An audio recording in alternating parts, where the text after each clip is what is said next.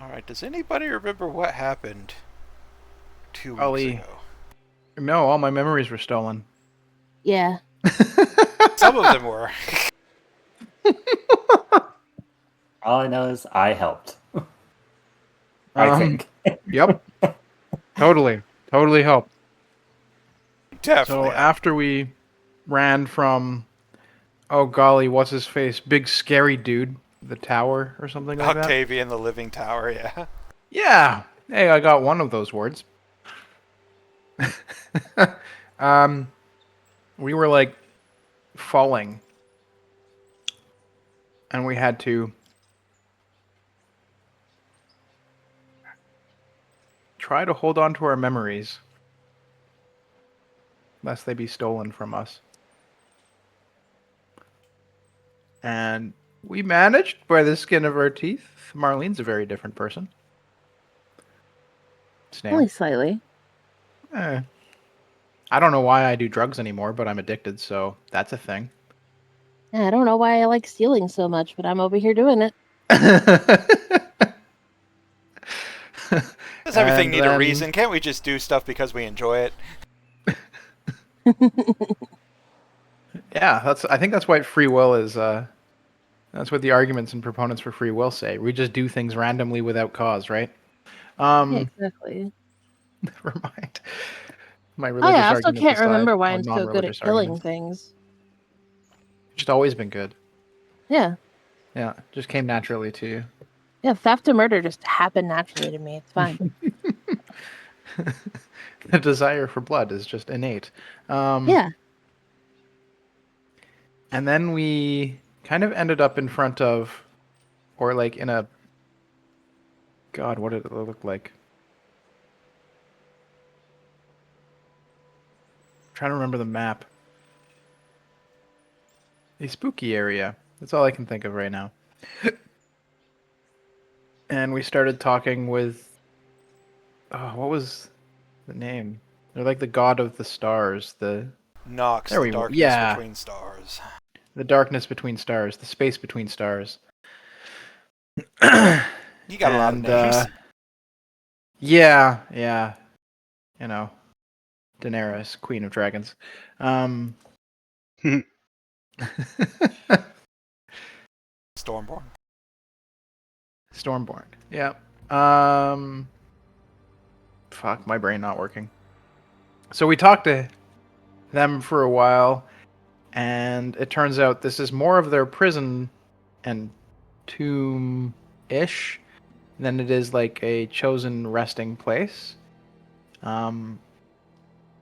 They heard about our world, and they're now seeking freedom. And they asked us what we want from them. And we said a boat. And pretty much their response was, that's pretty trifling. And gave us a boat and then some other things. We don't know what kind of bad voodoo we're letting out into the world, but here we are, into the universe. You had to vow and come back and beat the final guardian, Octavian, which will, That's true. To release. But you also got the Him. information That's that true. he volunteered himself in this prison? Like, he wasn't shut away. He came here of his own volition. He just can't get out on his own. Yeah, it was kind of strange. But now that he's hearing that, like, the universe has changed, he wants to get back out. So we're gonna come back, somehow beat Octavian Man. I'm not sure if I should talk about Marlene's stuff.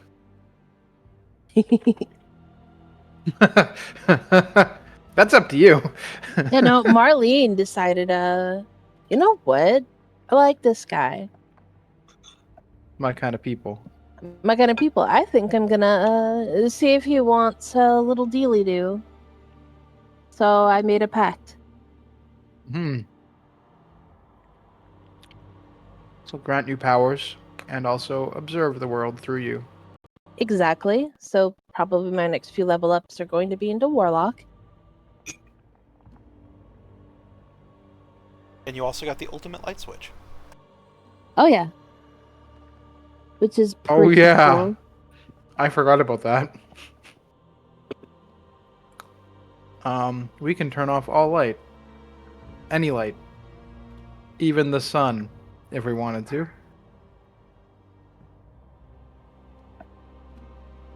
So that's existentially Bonkers. frightening, actually.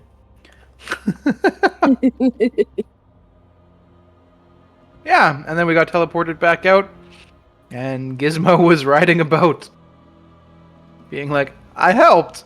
Gizmo's like, I found a boat. I helped. And canonically, when a player misses a game, that's when everything happens. So, Yep. I mean, Stoic, I think, he had a child being born, and that was our TPK game. Yeah, I came back after 3 And weeks, we were all dead. and we somehow teleported across the continent, and everybody died. And And I was like, the fuck? Bro Hey, I left saved and you. I helped. I saved you! Bro left and came back to the campaign over as he knew it. I'm so I'm so sorry, man. Yeah, it's all good. Yep. Yep, and now Gizmo is taking credit for Snaffle's idea. Yep.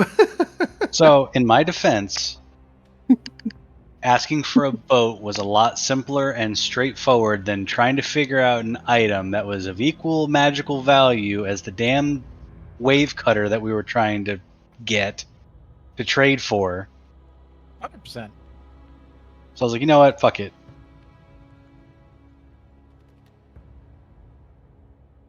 And now you I have like a how boat. canonically worked. we can never remember the name of that weapon either. Been wave splitter, wave cutter, wave. I think every wave except for cleaver. Heck, I think we've also called it Storm Cutter or whatever, Storm- too. Yep. We probably called it storm cleaver. You know. All this makes me do is I want to make a magical item called the Storm Spork. Spork. my- Nice. The Yep. Storm Spork, yeah. File that one away. Okay, so we're going to go ahead and presume we're going to get that ship back to Pirate Town. Unless I completely misunderstood where we were kind of leaving off last session. Was that the right consensus, or did we want to do something else before we left this island? I think it was the right consensus. We're looking for more crew and potentially more of our snail family, right?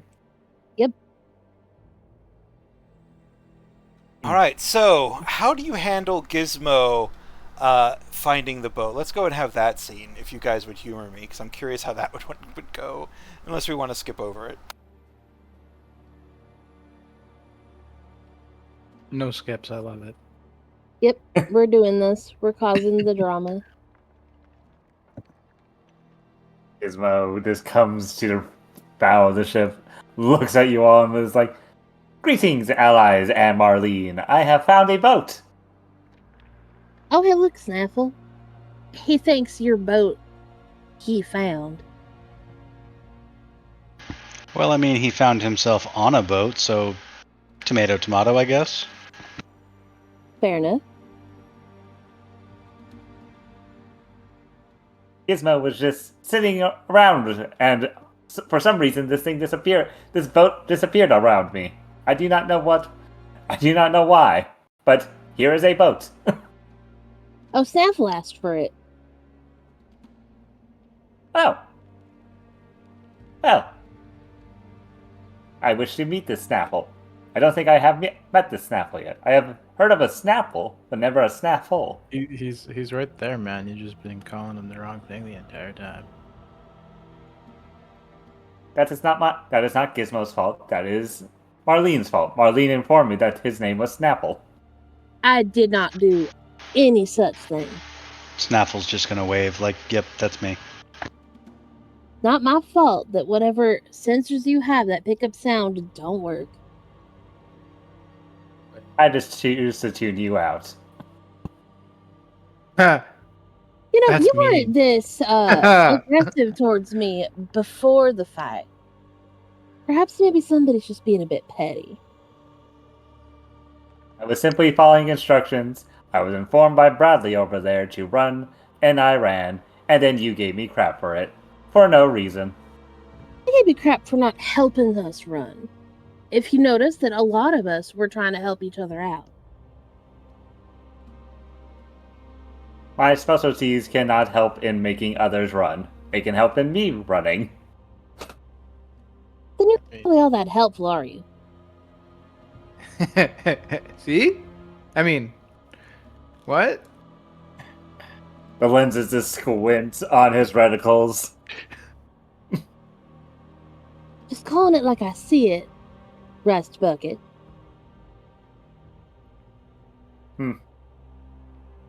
So where are we heading with this ship? Do you have a name for your ship, Sample? Dance floor, man. Back to your dance floor. Oh. Also, Snaffle, do you have a name for this ship? Man, what should we call it? Away home. Hopefully. Get Homeward bound? I like it. Yeah.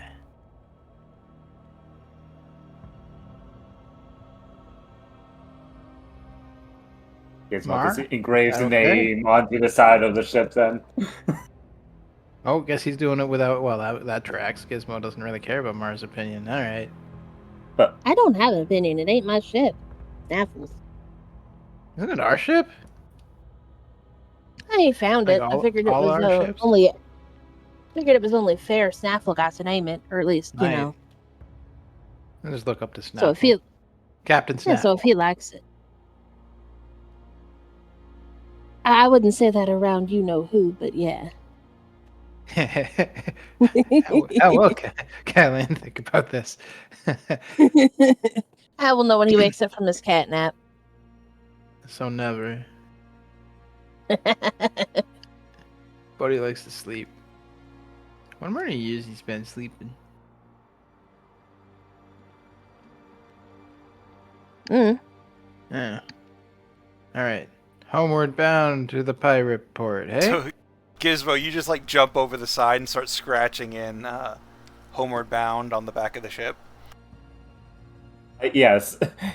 He just takes out this laser tool that he just has on him and just starts trying to engrave it best he can onto the side of the ship.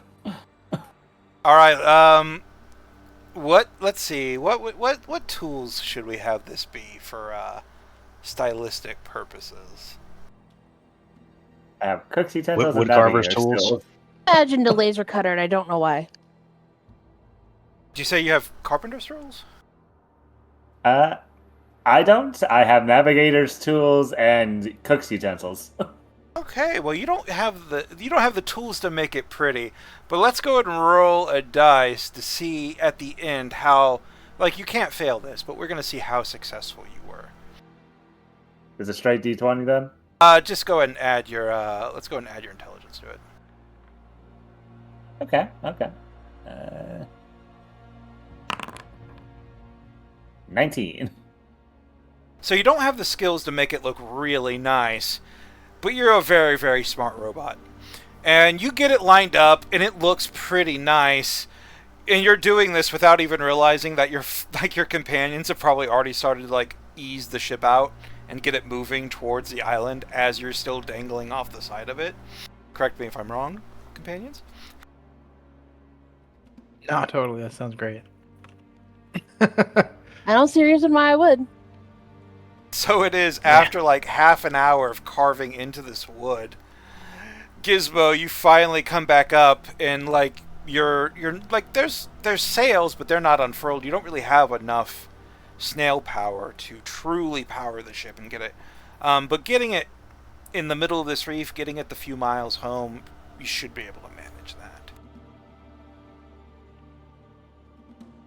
But yes, the twilight sky is shining, the stars in the sea are radiating their downward light, and you sail your way back into Pirate Town. Are we gonna stop by our cave and grab our supplies, or are we just gonna ditch it there? We could just assume to have that. Hell yeah, let's go. We could just say like you swung by and pick it up on the way to Pirate Town. It's not going to be a big deal. Now, in the twilight, you're coming up to Pirate Town, which is that small northern island. Which you know... Oh, wait. This is the Crab Isles. Wrong one. Wrong island. I'm really good at this. Sugar Reef. We are in the northern island, which is Tektite Island. And that is where Pirate Town is. If it will load. There we go. Alright. Go ahead and give me a navigation check, Mr. Snailbot. You do have navigator tools? Oh, Jesus. Yes, I do. Yeah. You're amazing at this. It's hard to get lost, even without with the real lack of traditional landmarks per se. You easily get it sailing in the right direction airward. And when you do start coming towards Pirate Town, you can see that 1-2-story inn that seems just ramshackly built out of loose stones and whatever they came across. Seems to be, at least from a distance, in a very rowdy state. About Captain, north. Oh, no, please. Captain, north to starboard. North to starboard. Land ho. Also, rowdiness detected.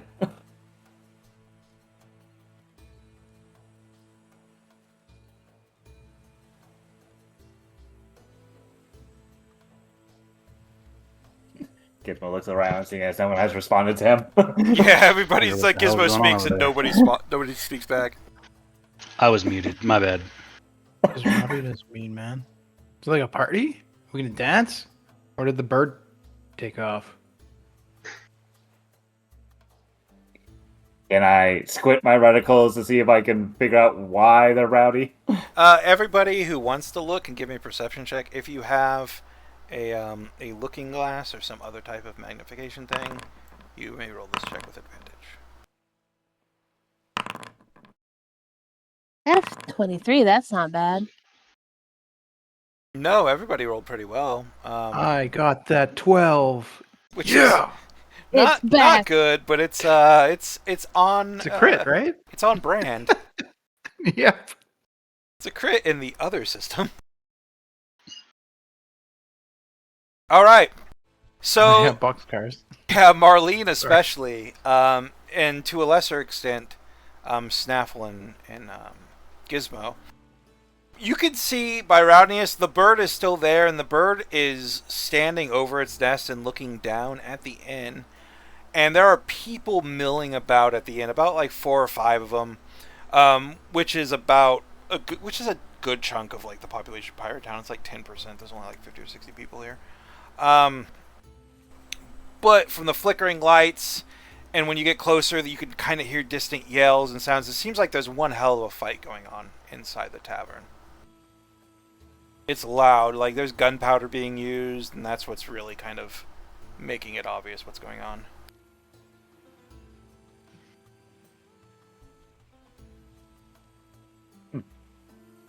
There seems to be a fight. Looks like it is a party. Yeah, Wait, one no? hell of a fight's broken out. Oh, fuck. I want We to play. Long rested at any point here?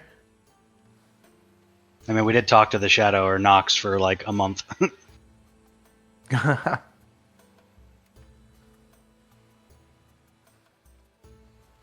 You have not actually long rested. No, okay.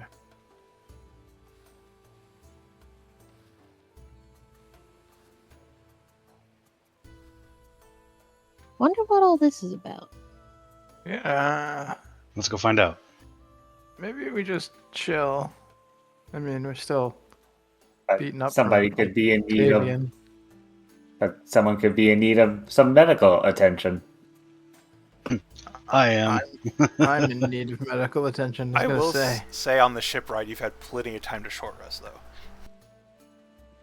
Okay. I'll take it. Yeah. Gizmo will go around applying first aid without a healer's kit. Long rest is a no. Short rest is on the table. Funnily enough, Marlene does not need any first aid, so just handle everyone else. Funnily enough, the rogue who's always hiding never gets touched. I don't know. Wonder why that is. Excellence Yeah, I by wouldn't be able to tell design. I'm a sneaky snake. That's a sneaky Okay. snail, actually. I'm not playing a snake in this campaign. Oh yeah. Okay, so I might be an idiot. How do I short rest in Foundry? It's the It's- fork and knife at the top of your character sheet. And you just hit, there should be a... Oh, there it is. And then just click roll your dice.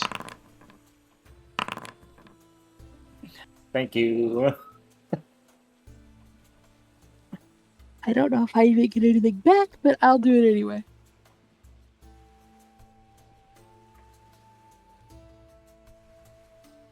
You just realize that you literally cannot put those two words together without just making the same word.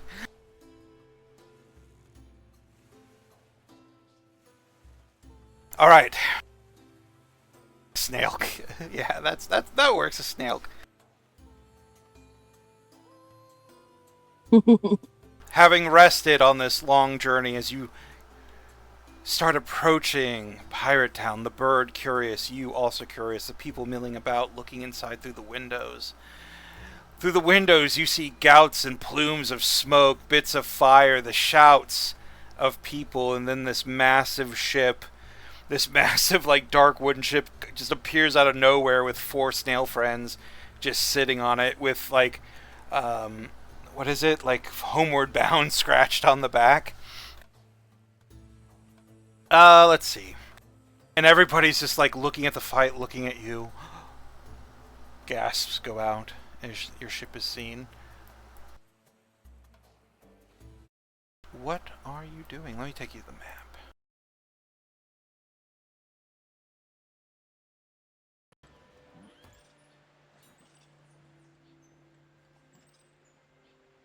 Alright, let's see. Who doesn't have a token down? I think Snaffle doesn't, because Snaffle never saw this map. That's weird. Did you put me on the map or did I put me on the map? I put you on the map. Oh, okay. This is the Big Bird map that you missed. Ah, yes. That's a big bird. Yes, Indeed, Snaffle, big pay bird. no mind to the big bird over there. Don't touch the bird. Got it. So this You big don't bird like is the not- birds anyways, man. Sorry, I didn't hear you. Queue up, my bad. No worries, man. Alright, so this bird, like I said, isn't looking north. It's just kind of standing up looking down at the tavern because it towers over it quite a bit. There's about 4 or 5 people outside milling about. You recognize at least 3 of them as the adventurers, ex-adventurers you had talked to last time you were here. Who likewise were stuck here through their adventuring. And they'll kind of approach. We're going to say your boat is kind of just like on this dock. But they're going to walk up and be like, "Is that where you went to get the boat? Where did you find such a magnificent ship?" Meanwhile, plumes, gunpowder, shouts in the back. We bound up with a friend in a high place. What the hell is going on in there? They're looking up at the ship like sparkly-eyed. Wow. And then, it is an argument between a couple of factions. They're trying to fight to see who's in charge of. We are all of us. We didn't want to get involved, so we're outside, but everybody else is inside. Whatever to what's his face and, you know, his talking to the birds, taking the claim and all. Oh, well, you see, well, a couple of other captains decided to challenge him on this, calling him a liar. You know how this is. And well, they're having a talk about it right now. Right then, like a window breaks and like a random pirate just gets flung out and falls dead. Like, we'll just say right here.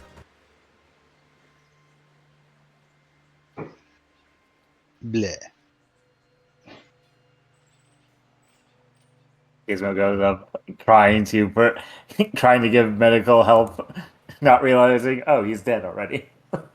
Sorry, Giz, that one's kind of beyond helping. He's I'm gonna say, like, he gets thrown out of a window, like, falls onto a post, breaks the post, which is sticking out of his torso, and falls into a barrel of, like, piranhas, and then, like, Gizmo's like, poke, poke.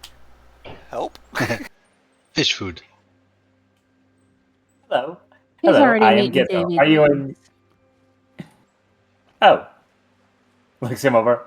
It appears he is. Oh well. Are there others inside that require medical assistance? Looks at the Oh. adventurers. I'm quite sure there are. This other guy steps forward.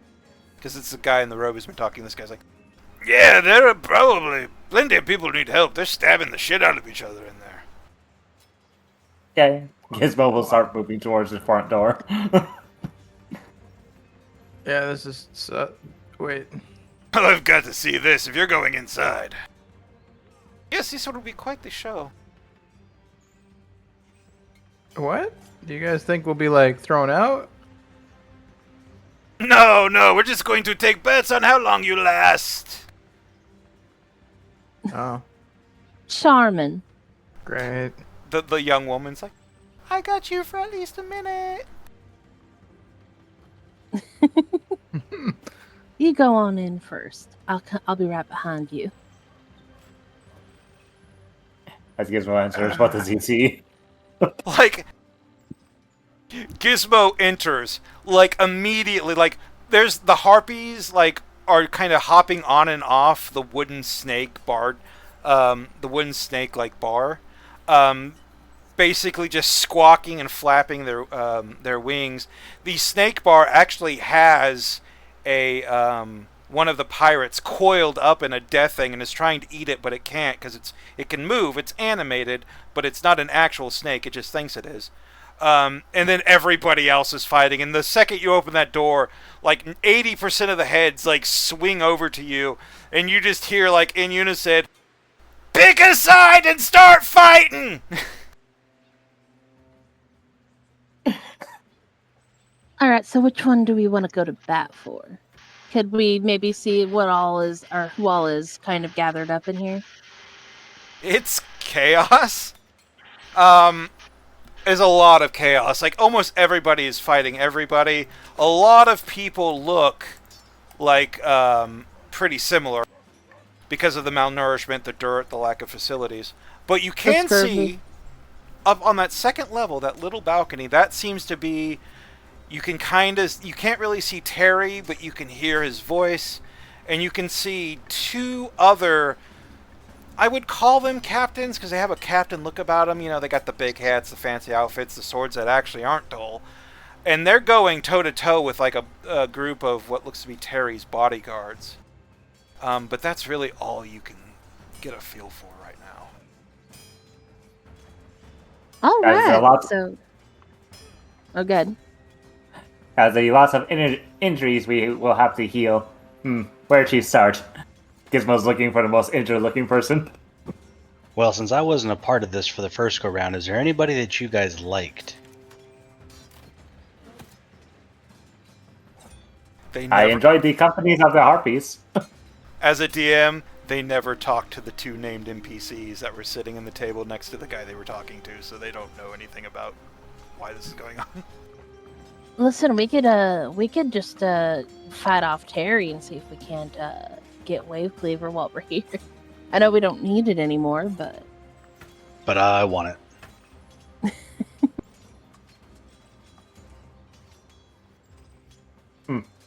It seems Wait, some why don't we suppression just- fire is needed.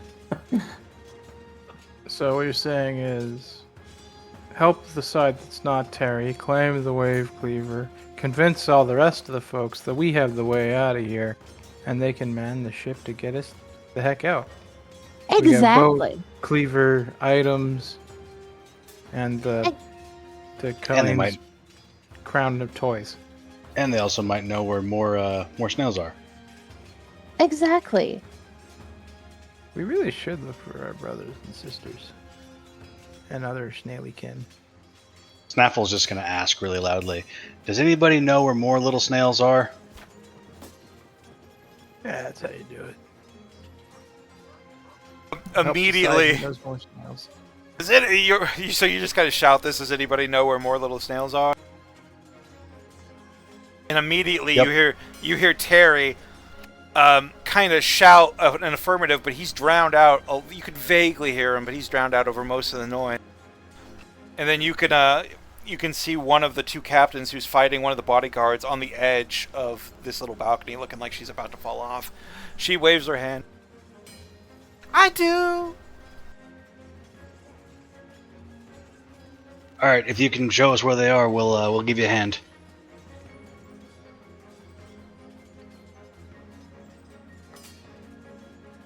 Fight the boys with the mohawks. They're on the other side. I don't know why they got maddied. I did not mean to do that, but they got a little maddied there. Perfect. Oh, Makes me like her that much more. Yeah, exactly. She's got a little Maddie in her. Okay. Guess we're fighting Mohawks. All right. Well, now we're going to do the initiative. We roll the initiative. Yes.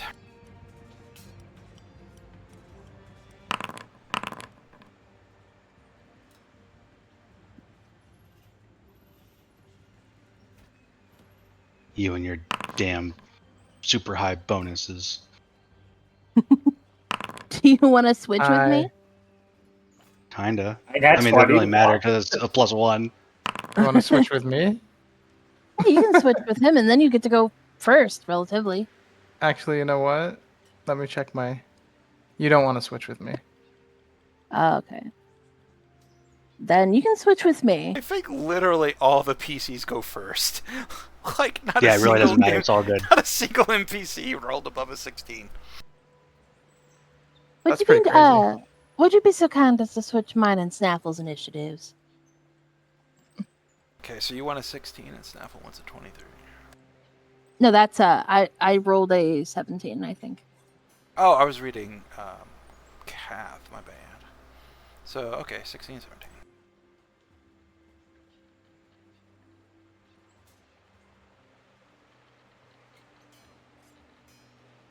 Are you happy where you are, Coop? Yeah. Okay. So pick a side, start fighting. Basically, you know, fight the boys with the Mohawks. They're on the other team. And it's your turn. You're the one who's immediately got the ground underneath you. You know what's going on. You know who you need to fight for. Okay. Praise Mama. She'll get us through Oh, that's why it wasn't. Okay, I guess I gotta log in again. Okay. Today's the day it just kicks every one of us out one after another. Yep. this.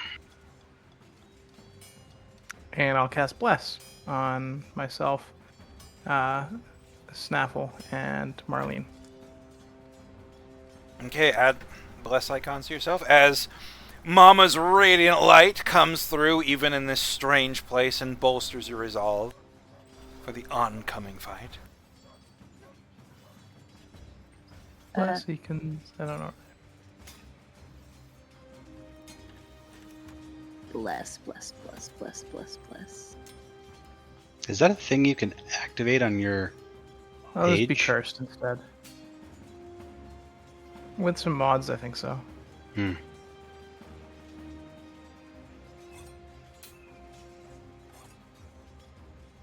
Alright, is there anything else you would like to do, Coop?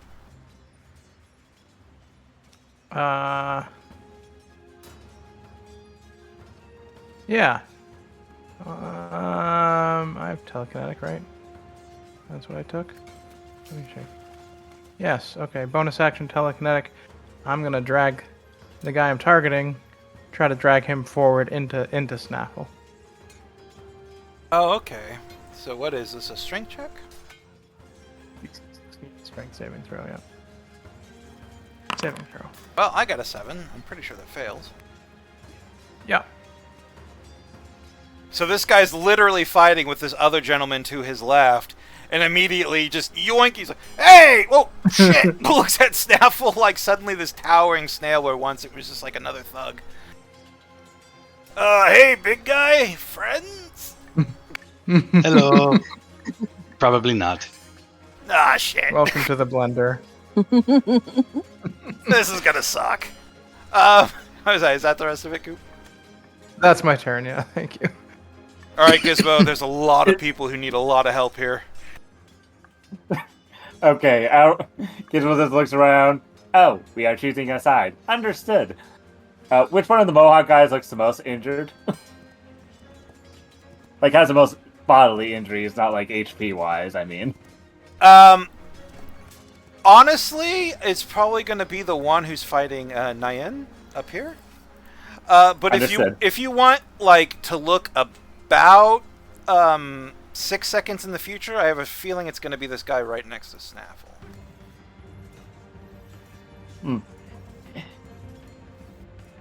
Hello, I am Gizmo. I am here to assist. Time to cauterize that wound as he aims for the one next to the lady up top. Oh god. Jesus Oh. Christ. Wait, who did you shoot that at? The one next to Nin? Oh, okay, Nine? okay. Nyan, yeah. I thought you Yeah. said you shot it at her. I'm like, no, we're on the same team. No. Gizmo looked over, thought that guy was the most injured, and was like, time to cauterize those wounds. This Got it. guy's Leaving just... This guy's like fighting a 2-on battle versus this Nyan lady.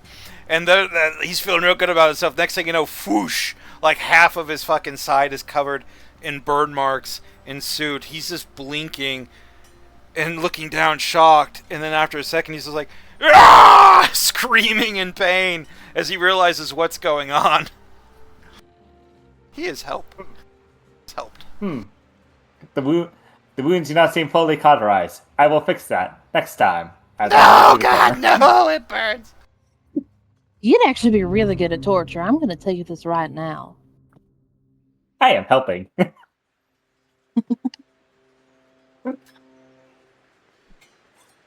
The guy who just got pulled over is like, "I have to warn you, I know Kung Fu." Just like what is it, bar fight trash talk? It's your turn, Snaffle. All right, we're going to rage. Yeah, and then just going to proceed to beat on the one in front of me. The one that's kind of like catty corner to you, or the one that's north? Okay, that one. Directly in front of me. The one that's not talking. Okay. Yep. Go for that guy. And that'll be an advantage. Alright, so that'll be 11 for the first hit. And then Frenzy gives me 4 more, so that's 15. My second attack. Jesus. So it'll be a 25 for... Hang on, I gotta check this. Subtract 3 from that, that's yeah, 9. you don't get your full bonus, right? Yeah, I get the +2 from my rage, but I don't get the +5 from my strength, so it ends up being -3 from whatever damage you see here on out. Okay. So this is a 9. And then my it'll be -3 on the offhand next one attack. too. Gotcha. Yep, my offhand attack. 18 for 6. And then my dual wielder attack. 22 for 8. Well, at this point, he only has 2 H points left, so go ahead and describe your literal flurry of blows leading to this man's demise. It's I know literally Kung Fu too. just going to be a quick, rapid, rapid succession of quick slashes, all aiming for vitals, just cutting them down as quick as possible.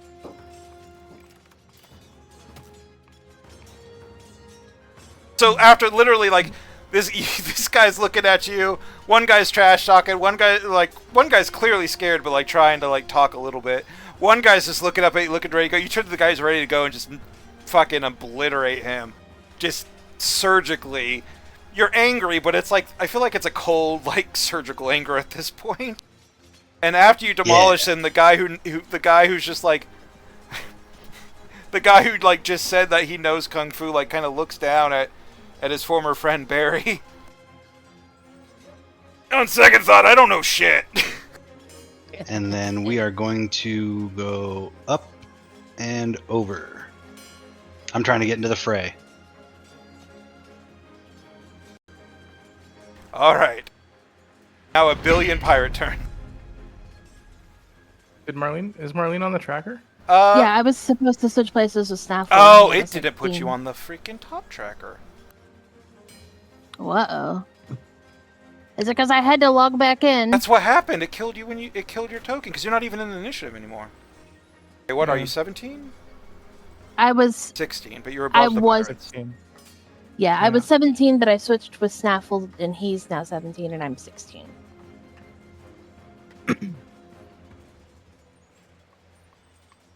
Okay, so we're just gonna go back to Rams. Sorry Alrighty. about that. Technical difficulties. It's all good. I'm just going to move a step over here so that the doorway is clear. I'm going to see this guy right here. And I'm going to do steady aim and aim my bow at him.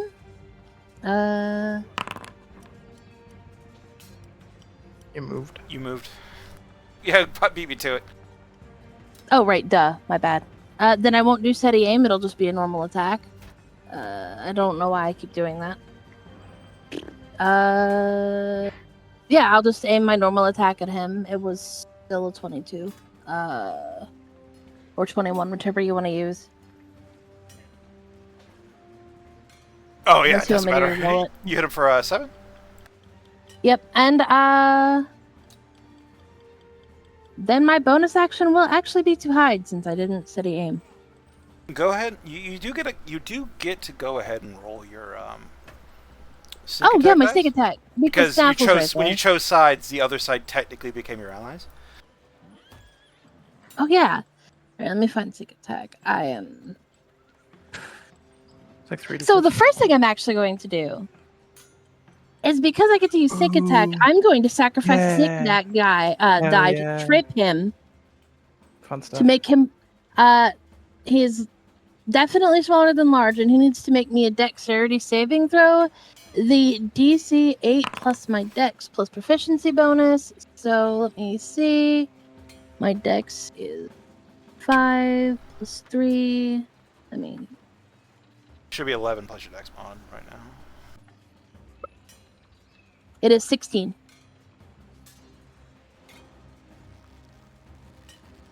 Ah, succeeded. It's okay. He still will take some damage. I just sacrificed a die. I currently have. But if you succeeded, you like- would have knocked him prone, I presume. Yep. It's really good, especially Yeah. for ranged rogues. It's really fun. I get to play with it. When I get a poisoner's kit, I also get to do that, and that's fun. So I will just be rolling 2d6 for damage. Let's see. That's 4 extra damage.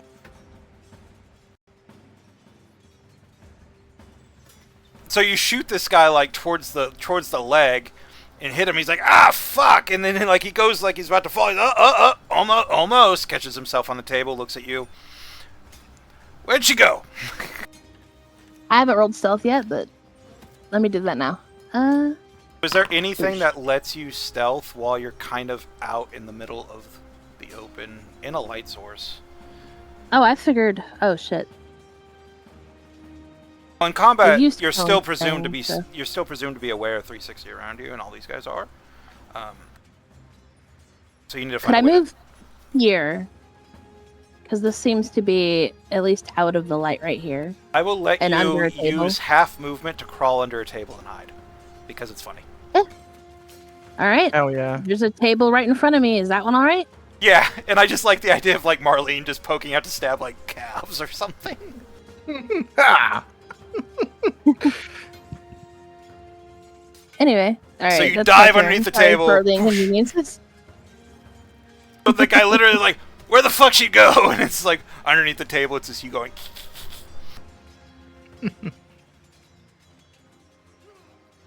All right. Now this guy, who's literally the guy who just got shot, looks around. Ah, shit. You! Points to Snaffle. Holy shit, you're big. Hello. But you killed my friend. And Hello. nobody kills my friend but me.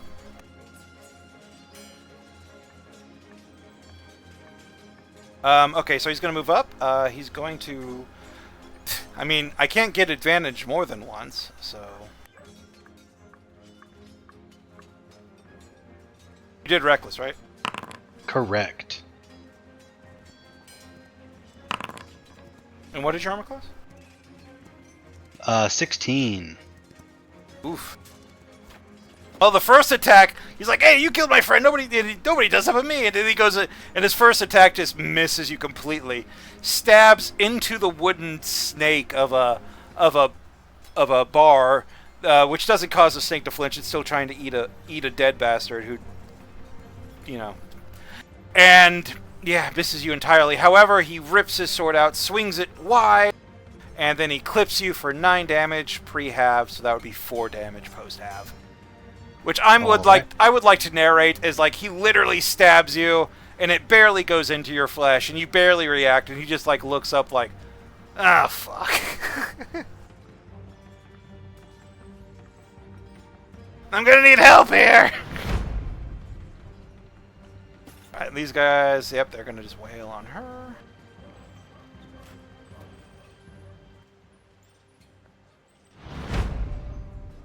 Terry is a very, very brave man. He's going to run away. Scary Terry going, bye-bye. He bravely ran away. Brave, brave, brave, brave Sir Terry. Brave Sir Terry. Hey, man!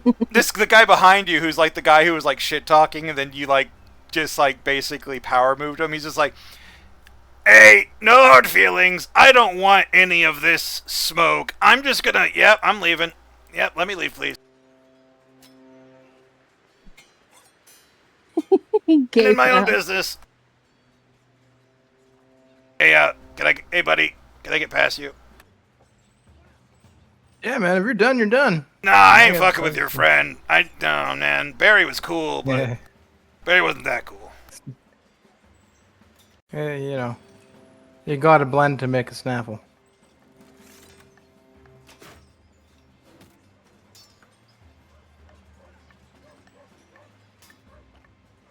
I'll be like, wait, who's the fuck Barry?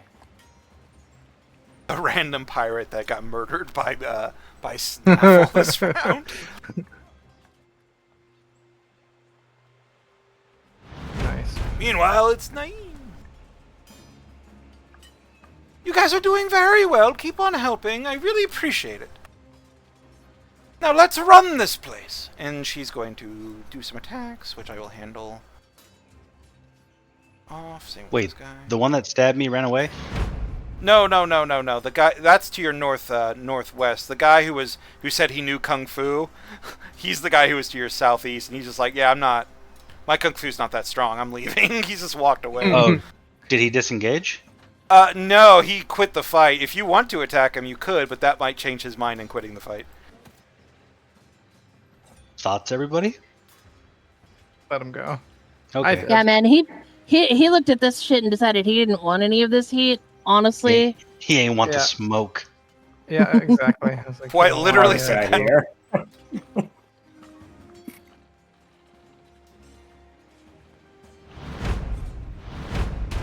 I like that there's actually smoke in the air.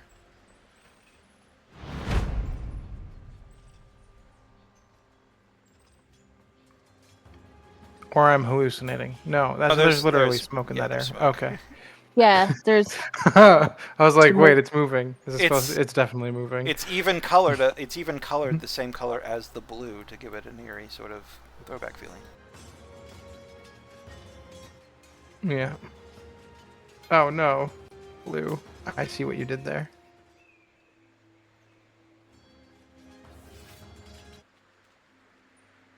All right, Coop. You watch as your companions begin dismantling. Already, one of the fighting pirates is down. but they're starting to overwhelm your newfound allies, the pirates that you seem to be fighting on behalf of. What does Coop do?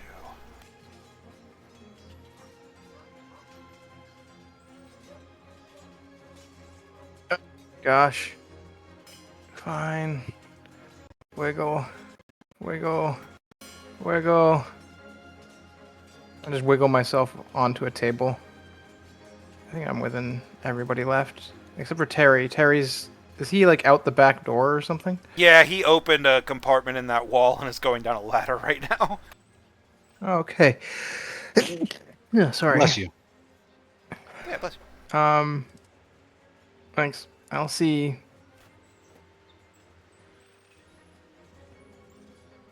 This one? The one that was critically hit by Gizmo? Oh, where's my spells? Holy moly, I'm not with it today. And I'll be like... Ding dong, motherfucker. Ringing the bell. Yep. I didn't hear no bell. Oh, wait, shit. Ding. That's... Oh, I got a 3. Oh, yeah, he's taking 13 damage then. And then I'll just scooch back. I wonder where Marlene is. Huh.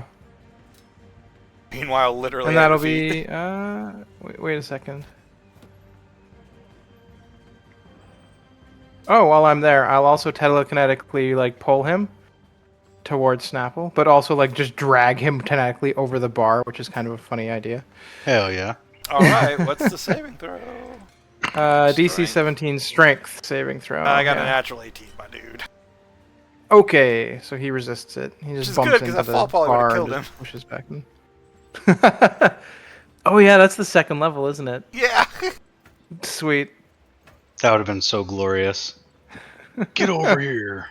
Yoink. Poof. Splat. I feel like there's a movie reference to someone falling like that. Oh, Deadpool, yeah. Okay, that's my turn. Alright, so in this nonsense, you can see, like, pirates are starting to dispatch each other. You're literally just ring out a bell, which shakes the entire foundation of this place. Dust goes flying everywhere, mixing with the smoke and the gunpowder. And this poor guy, once it starts to clear, is just shaken. He's looking around, punch struck. It would have been so easy to pull him off, but for some reason you don't. Maybe it's a failure on your part. Maybe he understands that would be his death if he fell and he holds on. But either way, he survives. Alright, Gizmo. He's got And Gizmo, the other half of himself to cauterize. while that may be true, Gizmo looks over to Snapple. Snapple, do you want to keep killing these guys or go after Big Guy, the Terry person? Let's go get Terry. Okay, and he's gonna, yeah, wrong tool. He's gonna move up, and Snapple, you're gonna feel a weird vortex form around you as I'm casting Vortex Warp on you to move you. Do you choose to fail to save, first of all? Yeah, where am I going? You will be going 90 feet in a direction I can see, so from here... Can I see up here? You can see the Like- first 3 squares because of the angle.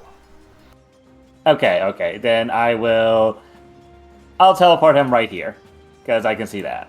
Alright, go and ping, and then go and move your token there. Right there. Meow. Snapple, you just feel this energy around you, and then the next thing you know, you're up above. Yeah, you just like Does a quick whoosh. double take, huh? Then as you land, you're immediately like you see like blood everywhere, like there's like dead bodies. You literally can see like a hole has opened in the back part of this little thing, and there's a rope ladder leading down, and you can see it sway as somebody's rushing down it. I guess I do have runaway capabilities and spells. My bad. EOD. clean up That's these some- guys. I'll be right back. Marlene just being, why you little? Marlene's next arrow better miss. No, I'm kidding. I'm not gonna PvP. That's rude. Oh boy, completely forgot I had that spell. One of my favorites.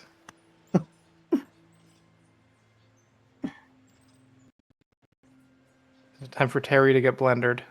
Is he close enough to the top that I can grab him, or is he pretty far down the ladder already? He's 15. No, he's 10 feet down the ladder, so you actually have to jump onto the ladder to get to him, but you can. I will say, I say you should jump on the ladder and slide and just try to knock him off. That'd be hilarious. Well, I was gonna say, actually, can I choose to take fall damage and land on him and try and knock us both like to the bottom? let's make an athletics grapple check for you to dive onto him and try to grab him and wrestle him down off of you. And if you win the grapple, which you probably are, you're a barbarian, you're good at this. Then yes, we'll do that. He'll fall from the ladder. You'll both take the fall damage, and you'll squish him. If he succeeds, or if he wins the grapple, then you fail to rip him off the ladder and you hit the ground, but he stays on the ladder. Yeah, I'm still ahead of him. That's fine. You get advantage because you're Oh raging. God, Oh I got a boy. 13. Do you want to use recap inspo? Yeah, actually, I do. Let me. Well, I already have advantage. I don't know if you're gonna let me re-roll that one. You can reroll with advantage, with inspiration. I'm pretty sure it's a reroll now. Just Okay, reroll. sweet. You just reroll one dice, though, I think. Yeah, just one die. There you 20. go. That's better. All right, I'm going to do this in front of everyone. Because it's going to be 1d20 plus 5. Ooh, Come on, he's Terry. got a good chance. Don't do well. Nope. Yes. Nope. I got him. I got him. All right, so he's going to take all the fall damage, not just the fall damage he would have taken. He's going to take the same thing you take, which we'll say is going to be an extra dice. Let's see. This is going to be 3 dice of falling damage. I'm going to give Terry an extra 4th just because of your body weight, and it amuses me.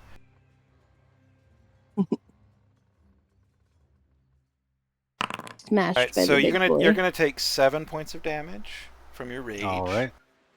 And Terry's going to take 19. Grapples now only count as one attack out of your thing. It doesn't count as the entire attack action. Yeah. Actually, Oh, so I can do that still going attack in. him again? Yeah, Oh, yeah, so you can yeah, still you blend dive onto him, you rip him off, you land onto the ground. You're shaken to your very core, as is he. You're both just like, ugh, because I mean, it's not a lot of damage, but it's still like a 15, like 20 foot. I'm sorry, it was like about a 25-foot fall. It hurts. And then yeah, you still have your hands on your blades, and you're angry. Well, he's grappled with one hand, so I can only use one of them. So I'll use my one attack. Advantage. So that's a 20 for 12. Is he prone? Plus my frenzy.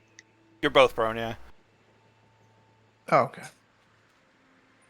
So that'll be 21 damage.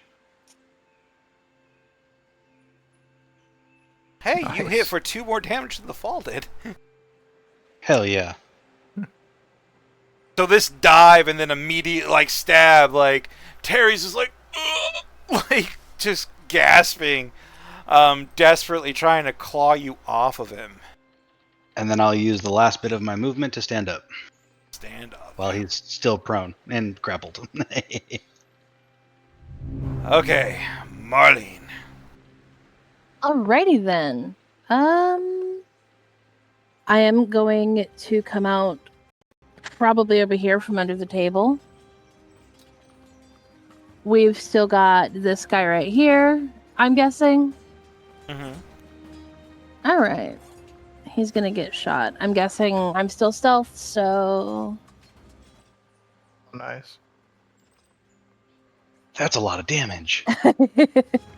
Or it's about to be a lot of Oh. damage. Yep, go and roll your sneak attack. Yep. He's eviscerated in one hit. 24. Aiming directly for the knee, Skyrim style. You get to Don't double you- the sneak attack damage. Roll Oh, again. I do. Already dead. Oh, Oh, God. 24 plus 17. 41. Ooh, he had 21 left. Fucker could have been at full health and you would have one-shot him. Rogues. So describe how you now you don't have to kill him, but how do you dispatch? How do you remove this person from the fight? Literally have no reason not to kill him. I'm not gonna lie to you. Well, I just Unless said I that was in told case not you. to. I just said that in case you really wanted to go full in on the knee shot. Oh no, she's going straight for the throat. She's gonna just kind of tumble out from under her shell, posing as cover as she takes aim, and then fires. The arrow shoots true. There's enough force to send it mostly all the way through his throat. It's just kind of sticking out on the back. The tail of it just kind of sitting there, covered in blood as he chokes on it.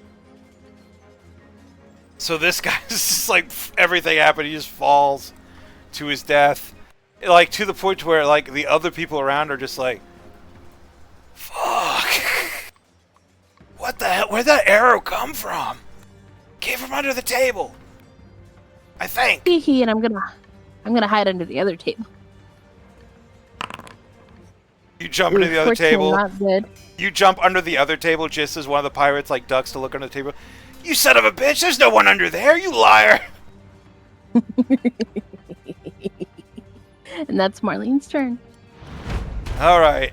So you're are you both considered grappled? Or is he just considered grappled? I can't remember. Offhand. Let me see. Just him being grappled. Okay. And he can't stand up if he's grappled, right? That's correct, because his speed is now 0. Cool. Fuck. Okay, it's a bonus action.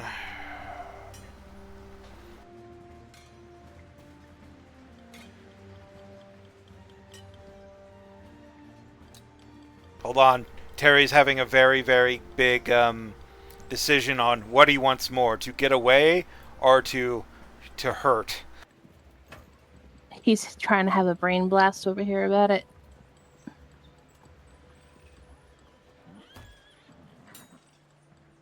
Oh, we will say from the grapple.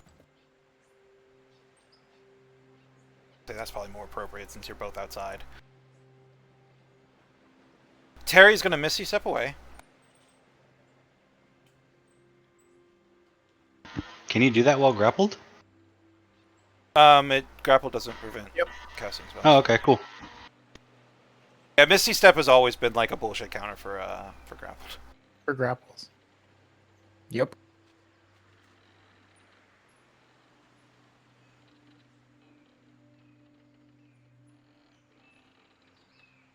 So he just like, he's underneath him, he's looking up at you, he's still shocked, and you're leaning in, just like twisting the scimitar, and he's just like, "Fuck you," and just whoosh, disappears, lands on his feet nearby. "You bird! He's trying to hurt your eggs! Get him!" The bird turns towards you.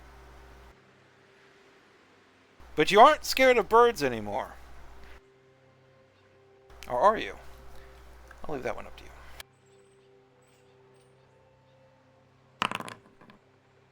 Ah!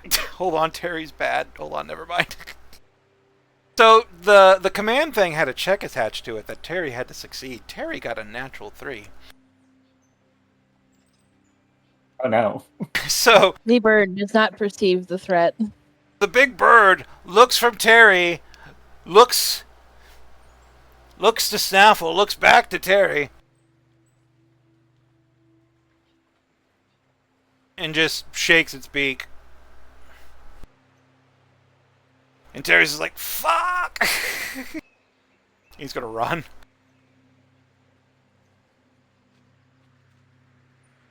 So does he still have to use movement to stand up even though he teleported? 15. Yeah, I'll say yes. Put him 5 more feet back.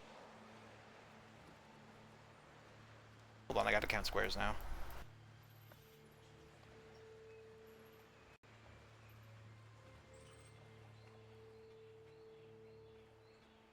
Wrong command. Oh, he's fireballing you. And the I, bird. was gonna say, I stepped on a fireball trap. Shit. I hit the wrong command. Let's see. Okay, so let's see. Misty Step. Okay.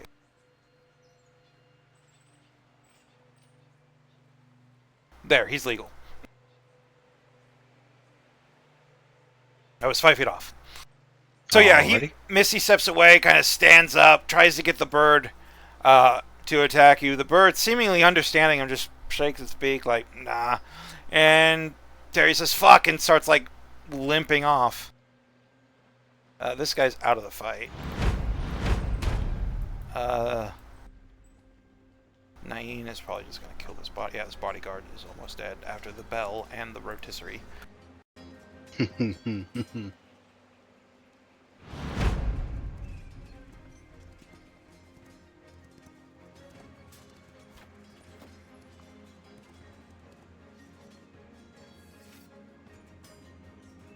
On how many are left? Only 2.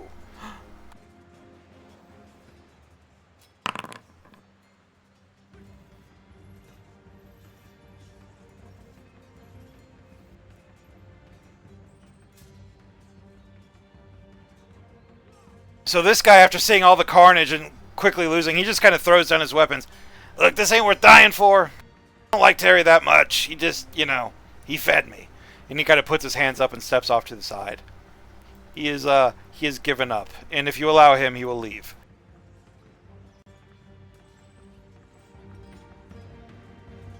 As the doorman, yeah. This guy up here just kind of like starts signing at Nain. I guess, yeah, Gizmo can see. He's using some kind of sign language.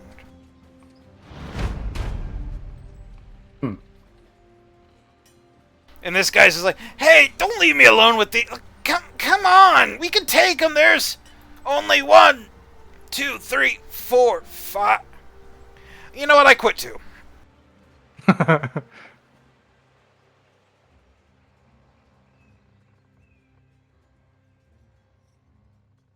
And that finally leaves us to Coop.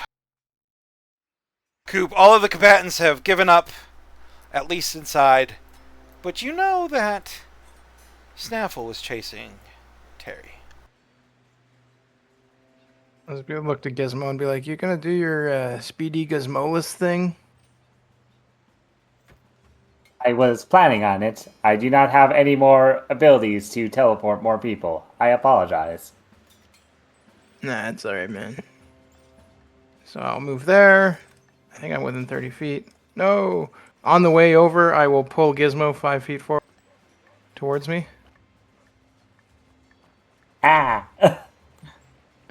And then I will dash. Well, I'll go to there, like that. Corner it. And that will be turn. You begin chasing after. You come up the stairs. You see all the blood and the guts around. Nain is having a very, Turbo very frantic hand conversation with her friend. The bit of the wall is open. You can see a rope bridge, and you can hear sounds of Snaffle and Terry fighting just outside. Yeah. Meanwhile, Gizmo. I'll just yell to them, like, "Hey, you owe us our friends and our family. We need those snails, man." That's it. Gizmo. The more optimal route would be going around the other side to cut them off at the pass. 5, 10, 15, 20, 25, 30. Dash 35, 40, 45, 50, 55, 60. Gizmo going to try and cut them off at You can at go what he under was. this. You can go underneath this. By the way, it's not a solid wall.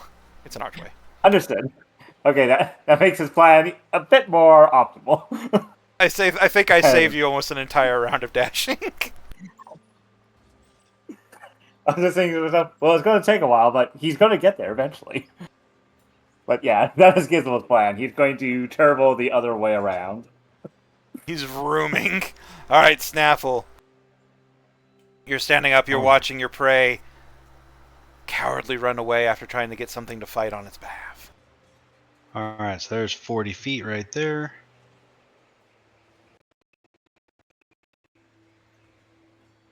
And I'm going to hurl a hand axe at him because he's just out of range. Where is? Oh, there it is. I gotta see something though. I wonder if. You throw 2. Okay, so any attack using strength now has advantage. I had to make sure reckless still applied to my hand axes. I thought it did, but I wasn't positive. And then It does now. frenzy, as long as I reckless, I can get that. So I can still get frenzy off a thrown weapon attack. Cool. Yeah. So And you hand can- axe. Draw as part of the attack action now. So that's instead the of- first one with 4. frenzy. So that's going to be 18 damage. Actually, that doesn't add my. I keep forgetting to add my rage damage again. So that'll actually be 20 damage. And then the second hand axe will be minus 3, so 4 damage.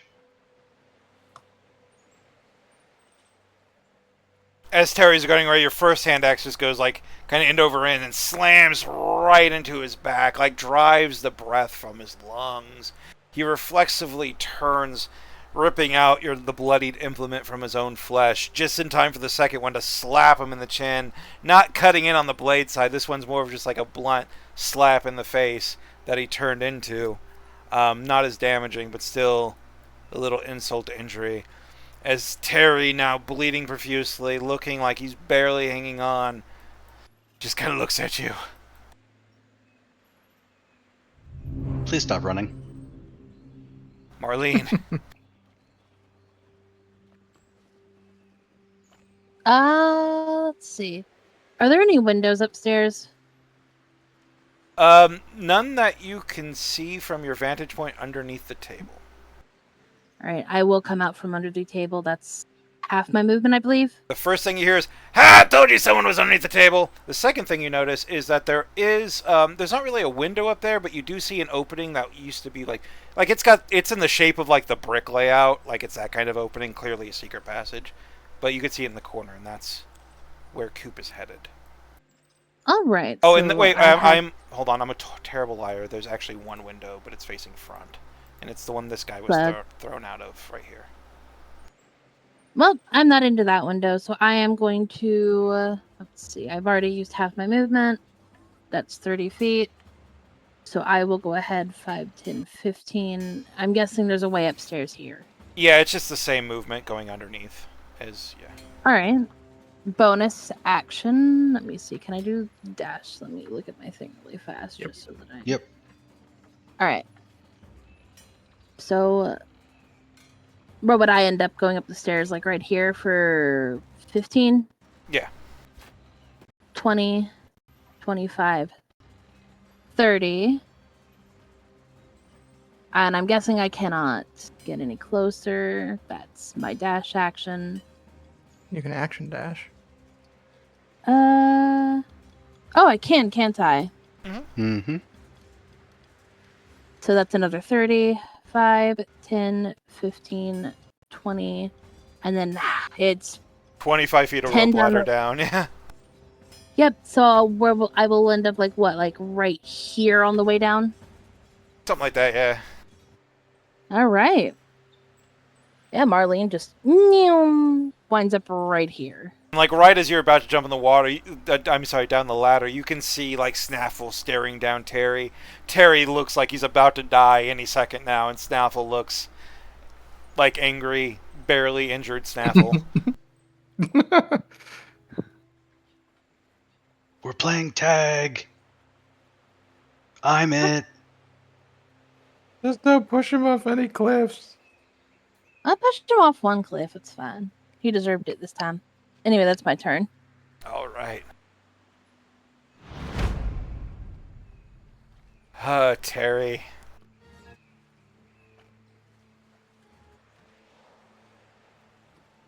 Are you immune to poison, Snaffle? I am not. Wait. Brave. I have advantage. Nope. I thought there was something about the halfling that I had. Not immunity, but advantage on it, but that's not that. Dwarf. Yeah, dwarf is advantage and resistance. Well, Oh, that's right. They changed it because there was one of the halflings that used to have poison resistance or advantage Yeah, against poison Fortunately, strong saves. heart. fortunately, poison DCs still kind of suck. And when I homebrew that, I reflect that. So go and give me a con save. Okie dokie. Remember bless. Oh yeah, roll a bless. d4. I haven't been using bless this entire time either. You've hit everything, so it doesn't matter. I was gonna say, I don't think you've missed, dude. 12. Okay, is there anything else you would like to use? I don't think there's anything else I can use, but let me double check. Give inspiration. I already No, used you it. used that. Yeah.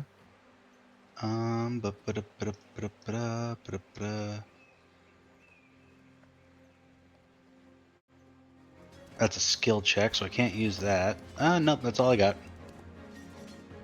You failed by 1, dude. I had a feeling. Yeah, DC 13. Success. No. Terry's so annoying, and I made his stat block to be so annoying. So he basically pulls out what could best be described as a tinkered crossbow. Like, it looks like it's 2 crossbows slapped together with some very, very zany mechanisms that allows him to fire multiple bolts in successive manner. He doesn't have to reload it quite so much. And he begins firing these. Just unloading this thing. Just thud, straight into Snaffle. Each tip just gleaming green as he does so. So the first attack is going to hit you for 11 damage, halved to 5. You failed your constitution. You're going to take a little bit of poison damage. Also halved. Well, does Rage have poison damage now? Nope. I'm not Wild Heart. Okay, so it's going to be a full 10 poison damage, and your speed is halved for 1 minute. Oh man. That's why I said he was annoying to fight. He's a kiter. Kind of figured. Then you went kite this and jumped on him. Oh god. Note to self: take rogue level so I can bonus action dash. Got it. Fuck. Listen, you got the Fuck best you, to learn Snaffle. from. And one more for good measure. He's got multi-attack. He's gonna shoot you again.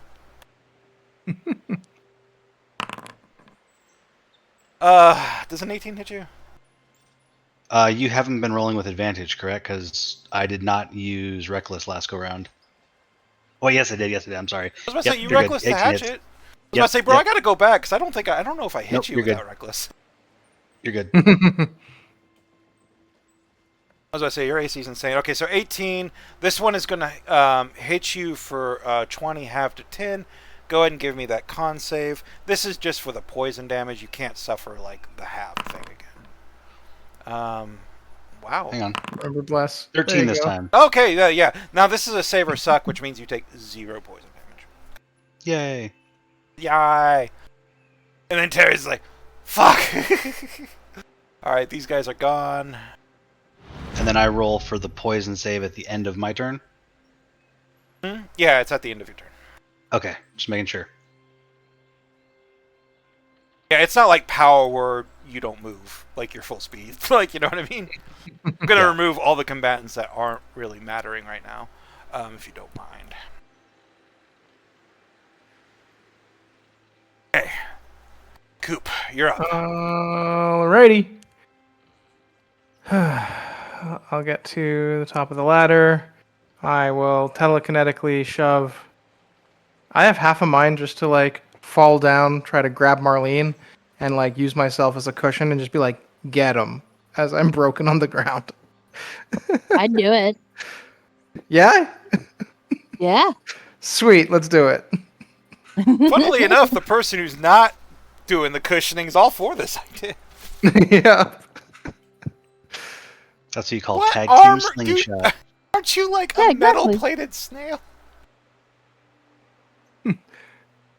I'm just, I'm not metal plated at all. Do you want to take... I will let you take all of the falling damage and Marlene to be unharmed if that is what you want to do. Because you know Yep. you know my diving on grenades whirls and how they work. So Oh, that means I take both of yeah, both you would take pairs of both. damage, right? Yeah, you would take. all Oh of it, god. which would go That's from a lot of 3. damage. Now it's 25 feet. I did up it to 3d6, even though technically it should really only be 2, probably. But that would be 66. I would just knock that down to 5. And if you want, I'll knock it down to 5 I'll to do make it. the if you want difference. me to take the, if you I'll want me do to it. take my half of the damage, I will. Nope. Alrighty then. All right, so Alrighty then. You're that's a gonna be bro. 5d6. How much Yep. HP do you have on you right now? 36. 36. So Okay. I'll survive with more than one, which has happened before. That was such a. I publicly rolled that bullshit too. That was such a. Like, that was scripted. Like the Yep. universe went no. I'll publicly roll this. I literally can't knock you out. It's only going to be 15 damage. Okay. Wait, did I publicly roll? Thwomp. It didn't publicly roll, but I believe you. Doesn't matter. Thump. Oh, I have to make a DC 15 concentration check. Great, you guys lose bless. Oops, forgot about that. So It's go all ahead, right. describe exactly how you do this, Scoop. I want to hear it from the horse's mouth. I'm hearing probably them talking, and I'm like, yeah, he's gotta get Terry. And I just get to the top, and I see Marlene climbing down, and I'm like, I can't get past her. Wait, she's faster than me. I just saw her zip. And you see like a moment where he's doing like the math connecting of the dots kind of thing. He's like, I got it. And then he just flings himself down, grabs Marlene, like cradles her, and just goes splat. And he'll be like, ah! And then he'll telekinetically shove her 5 feet and be like, get him! So go ahead and be shoved 5 feet. Hell yeah. Just Marlene is just snatched off the ladder, lands like you kind of see what's happening, like you kind of figure out what's going on, but it's still got to be jarring, just getting snatched by like one of your brothers. Oh, for sure. And then he just lands, takes everything, and just goes, whoosh, get up. It's just like you know exactly that Coop's just being Coop. And that will be turn. Meanwhile, lap 1/3 of the race. Into this Mario Kart Zoomy around the back of the inn, we have Gizmo. Gizmo moving as fast as his snail robot body will allow him. After doing all the math, I would end up here at the end, but through dashing and stuff. You can technically Question, see is there- Terry from there, I think. I don't have any bonus actions. Hold on, maybe I do. Damn it, no, Tilted Dead's an action. Never mind. I don't have any bonus No, actions. it's hard, because Foundry, I don't know how to do snap-to-corner measuring, and I think this corner and this far corner would actually intersect the wall, so I don't think you can technically see him.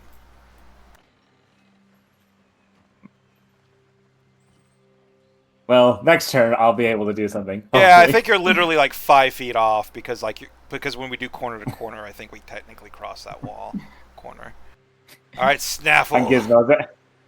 On Gizmo's end, there's the sound of ruddering as he's just wheeling through the back. Tokyo drifts around the corner. It's like you can't see Gizmo doing stuff, but you can hear Gizmo doing stuff. You can hear like the screeching and the stuff getting knocked over. But meanwhile, Snaffle. All right, let's see if I can finish what I started. I'm going to throw my last 2 hand axes at him. Uh-oh. All right, 23 for 10 plus frenzy, 18 damage. Describe how you kill him. Yes. Yes. Sorry you took damage for no reason, Coop. He had exactly 18 HP left. Perfecto. Whatever, it's all good. I like the entire visual anyways. Just with the last bit of like fury, Snaffle's gonna cock all the way back and put everything he can into it, and he's gonna square Terry square in the back, and you're just gonna hear that nice ugh, and he's gonna drop. Thud. No impassioned final moments, no last witty words, just a gasp of air and a thud. And then silence. And if this were a movie, this would be the moment when Coop's like, "Did you get him?" And Marlene's like, "Yeah, I got him."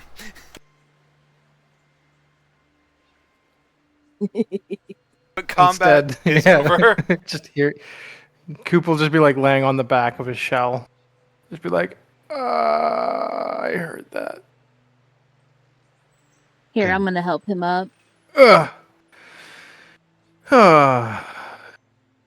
Looks like the big guy didn't need our help after all. Sorry he had to take all that pain falling down onto the floor like that. Whatever. It's now I know how Madeline felt. Ouch. Bruh. I'm just scooping up my hand axes, and I'm gonna check to see Yeah. what he's got on him.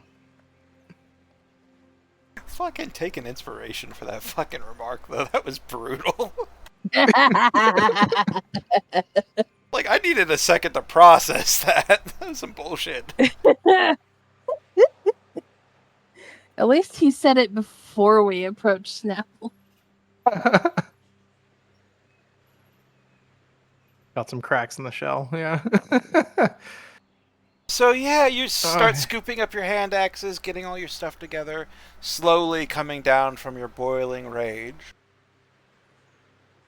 Hey Gizmo, thanks for all your help.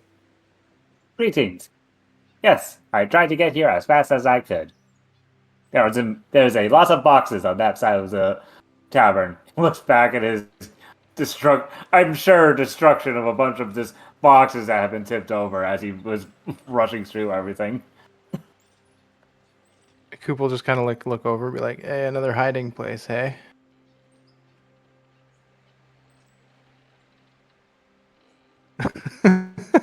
Oh, wait, you destroyed them all. Maybe you actually were running towards something, not away from something. I usually run towards something. This was our primary target. I was running towards him as fast as I could. Right. I do not. I am just a snail bot, or whatever the hell I am. Looks down at his body. The term I mean, Snowbot. True. We don't know what you are either.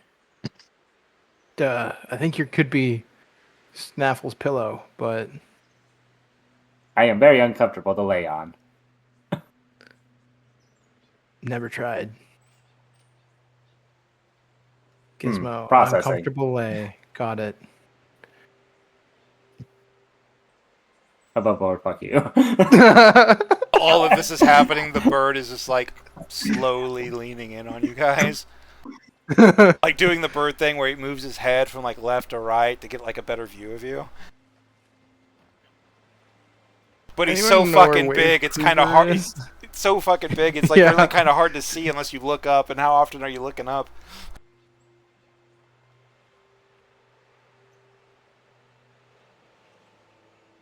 Gizmo just approaches the bird. Greetings, I am Gizmo. Are you in need of assistance? Oh boy. It releases a bird-like sound, but because it's so big and so bassy that it just kind of rumbles the area a little bit as it squawks at you, as it makes big, deep bird noises. There seems to be a rhythm to it. Everybody, give me just give me like an intelligence check and a list of your known languages. I don't have my languages written down. Fuck. I do. Where are they? I know it's common. I think I wrote it down somewhere. On. You should be able to add it to your sheet. I couldn't figure out how to do that. Let me just. Let me look at. Those are my languages. There we go. Let me see. I know it was common. Oh, Thieves this can't. is gonna get Thieves real can't. interesting real fast. I think it was. Fuck. What languages how many can I learn, actually? 2. All right, 2. So, Not counting common and thieves can't. all right. So I would know common, thieves can't. Let me...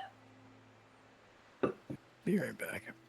How do I add languages onto here? Because I need to do that so that I don't have to have this problem every time.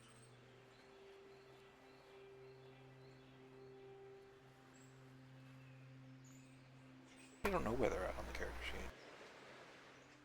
I know where they are at the character sheet. It's adding them into plutonium because it never like manually adds it. And now I don't remember which ones I wanted to take. Oh, and it won't let you like manually add them? I can't figure out how to do it because I'm not the smartest sometimes when it comes to plutonium. Oh, it's okay. I don't mess with plutonium hardly at all, so I know nothing about it. I just don't know where they would wind up being. Here, let me try just doing this. Who wants to pick languages for me?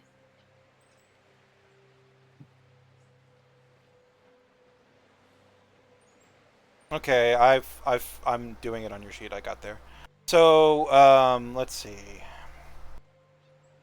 Do you want the full list of languages, or? So I would get 2. I take a picture of the So- ones in the player's handbook because they do list it in chapter 2. Well, when you go to And add plutonium them, might have like 100 billion. So Oh, I opened No, it. Hold on. literally, like when you go to manually add them, Oh, this there is you the go. pop-up that happens. That's why I was just like, just yeah, list what that's you the want. one. You know what? Common is already supposed to be there, so I think I'll pick it Draconic. And I'll let you pick the other one. Have fun with it. Giant. Who's Sign you? language. I So, say sign language. so I think that's far- great for thieves. Sign language is actually really good, and you've seen 2 characters using it. Mm-hmm. So sign language? Yeah. Sign language is fine. It makes sense. It's a code, Yeah. but also very useful.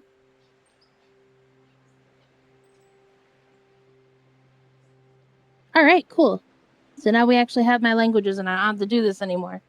Awesome. Thank you. Okay. So they're on the bottom of your sheet. There they are. And common draconic, common sign language, thieves can't. Very good. So far, the only person who can understand this bird is Gizmo. I'm guessing it speaks primordial? It speaks specifically Orin, yes. Oh. Pog. You are the bird my- speaker now. Just remember, this is your fault. Yes, my obsession with Primordial finally pays off for once. I use primordial a lot. I was gonna say.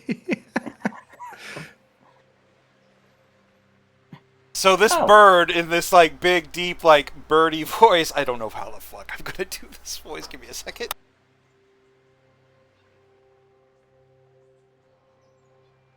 I So, don't see- are you the new bosses of this island? Cheap. We are indeed. Thank you for noticing. You killed old boss. Cheap. Only makes sense. New boss. Cheap.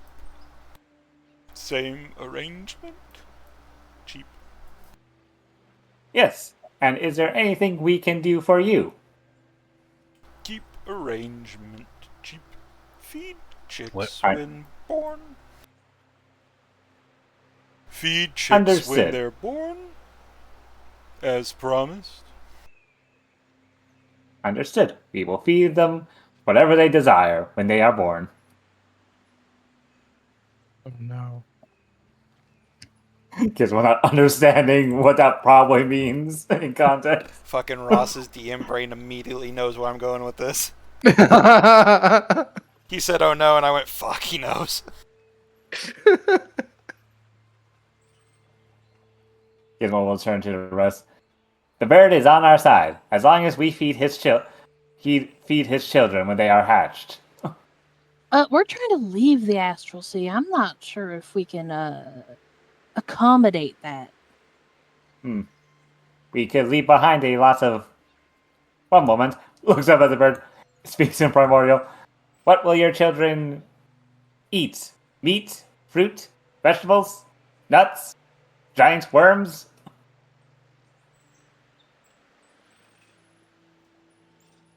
Children eat armored worms. He takes one of his massive wings, rolls it over, and it covers. And he has to roll it over because it covers the entirety of the inn, right? So he's rolling it over the end, and he just kind of reaches down with the very tip of one of his three of his feathers. He points to Marlene, Snaffle, and Coop. Promised 18 foods. You bring only 3 so far. I see. Gizmo looks back to the party, speaking in common. He wishes to eat all of you guys, as well as 15 others. Are you out of your mind? I am simply relaying what he told me. And you agreed to that? I looks at the bird, looks at Marlene. The I bird don't- just looks down at you. Yeah. Previous arrangement. Agreed already. That was Terry's arrangement. I guess Terry was going to feed his men to it. Sounds like he was going to feed the snails to it. Us and our family members to it. Oh. Well. Looks. Well, I don't know what else it would. Looks back up at the bird. If we wanted to change the deal, is there anything else you would want instead?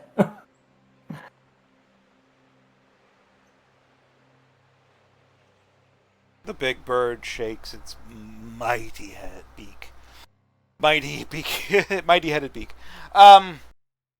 No. Them points to people mulling about. 2 prickly, hurt children. The ones promised points to the 3 again. Easy food. Good food. I see. Understood. And when will your babies be hatching?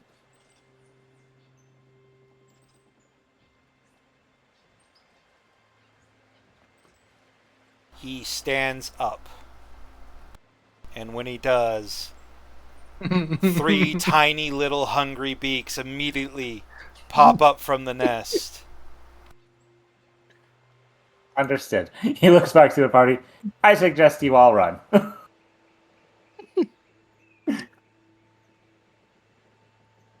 And or find more snails to feed this guy. I do not think he will take no for an answer. Every other snail we're going to find is going to be a member of our family. You know that, right? Yes, I understand, but The bird interrupts unless you wish to fight, The bird just doesn't understand you're having a conversation, doesn't care, just leans down. Tomorrow, bring food. understood. He says back to the bird in primordial. Then, getting closer to the rest of the party as he says this. Okay, we have until tomorrow.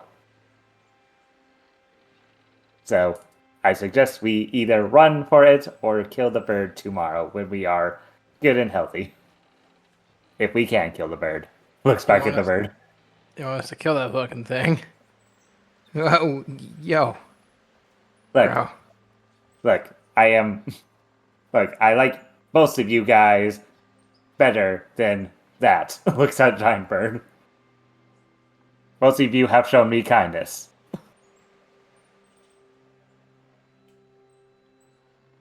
All right, sounds like it's time to round up our Dang. family and leave. I guess. Yeah, let's do that. Yeah. Yeah. Round up more snails. Wait a minute, he kinda- does not want to eat me? Actually, no, that is smart. I am made of robotics. You're not food, bro. Ah, You're not bird well, food. I will be Maybe. safe at least. Which is disheartening to all of you. I am sorry. Well, But- if he had a prior arrangement to feed more snails, that means Terry was holding them somewhere. Mm-hmm. Hmm. Wait, those people, they knew her. Yep. Okay.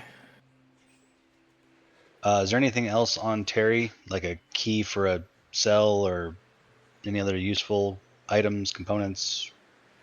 Terry doesn't have a ton on him. What he does have is 2 short swords, an auto-loading crossbow. It's just a crossbow without the reloading property. And obviously he's got about 100 bolts for that. In addition, he also has a vial of poison that has 2 uses. I don't have it in Foundry, so I'll have to do it. But it's basically it's 2 vials of poison, each with 4 uses. So 8 doses total. And that's the poison he used on you. It's the DC 13 save, or take 3d6 damage and cut your movement in half for like a minute. Save at the end of each turn.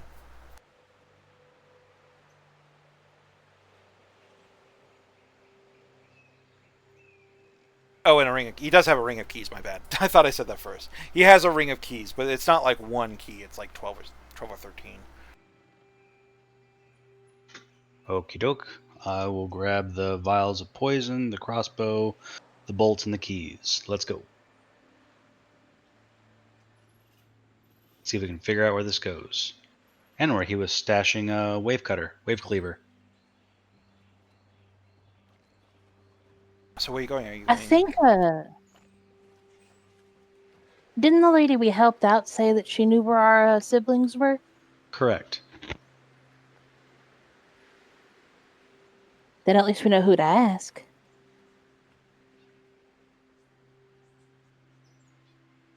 Yep, and we can search the rest of this bar/tavern area to see if there's any lockboxes, storage areas, hidden compartments, etc.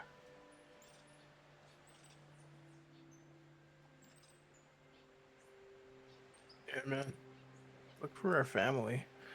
Yo, I'm gonna go upstairs and talk to those folks.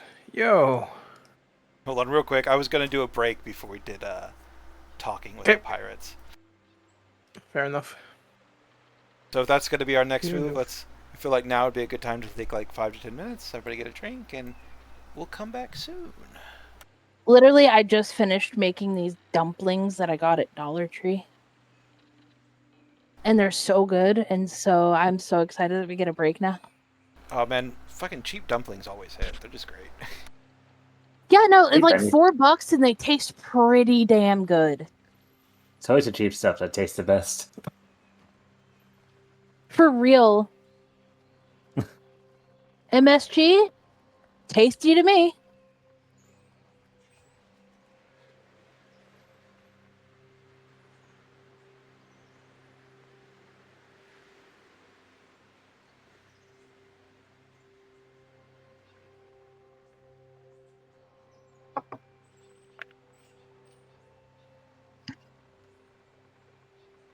Whew.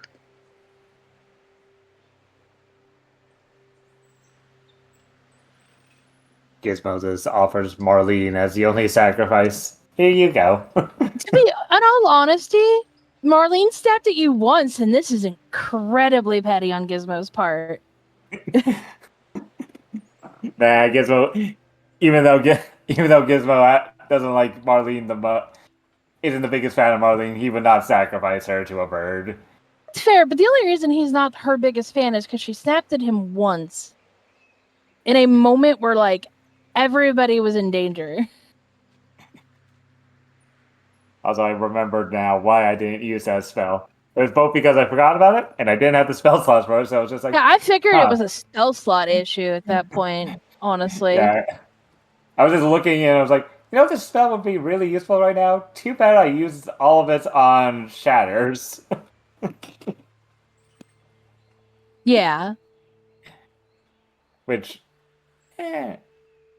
give or take, you could argue I didn't need to use that many shatters to deal with all the minions we faced off against. Yeah, but like you've only got like a limited amount of spell slots that you can Yeah. use shatter with compared to your first level stuff. That So is it makes sense. That short rest gave me back 1 level spell, and I was just like, I can use this for anything. You know what? We want to chase down this guy? Vortex Warp the Barbarian. Yeah, it makes sense. You had it back too, so it's like it was a resource to use. Yeah.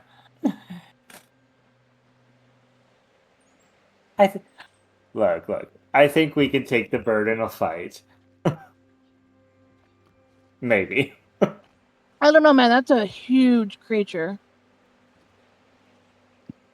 But I was gonna say, considering that thing is colossal, I'm going to assume it has more health than all of us combined, and it's probably going to hit for about one of our person's health a hit. You The make a only way I fair see is point. fighting that thing is if we do like naval combat with it, and we've got one ship and no crew. Does the ship even have weapons?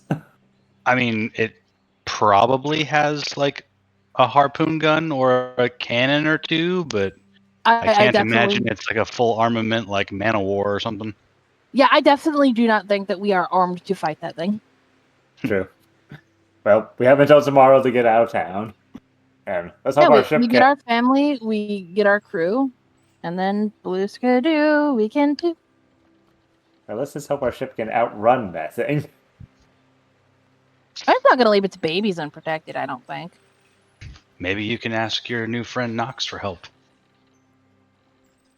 Maybe.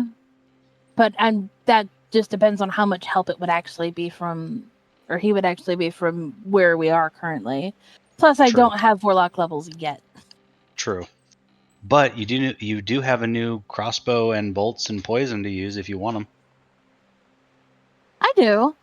Though I need a poisoner's kit to use the poisons for my thing. So you have to have a poisoner's kit to apply poison that we have? So I can use the poison normally, but if I want to use it with Cunning Strike, to use this effect, I must have a poisoner's kit on my person. So I could probably use it, but using it with Cunning Strike is probably a bit better because it looks like the DC for everything that I do with it is just going to be the same DC that I did for the trip. Let's see, on a failed save, the target has the poisoned condition for a minute. Repeats save. Yeah. It's just better to use it with Cunning Strike than it is just on its own. Makes sense. But I need a poisoner's kit for it.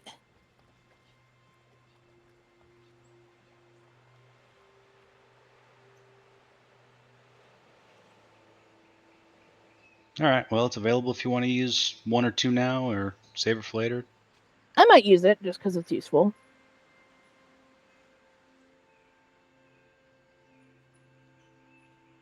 And the real question is, how long will it take us to find the rest of the snails? All right, if we have somebody who knows where they are, it can't be that long, right? True. I mean, apparently Jerry had them just stowed away somewhere for feeding this thing.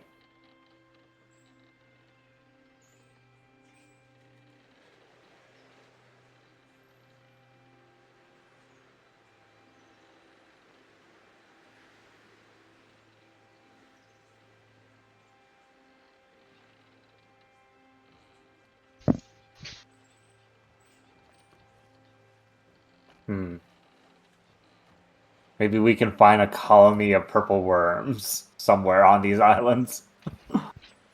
Yeah, that'll also get us killed. But if the well, here's the thing. Hang on. A colony of we get the if two we can kaiju bring fight the each other. purple worms to the bird. See, kaiju fight. Exactly. Let them settle that. And then we'll just kill whoever wins, unless it's a handed victory. Then maybe we don't.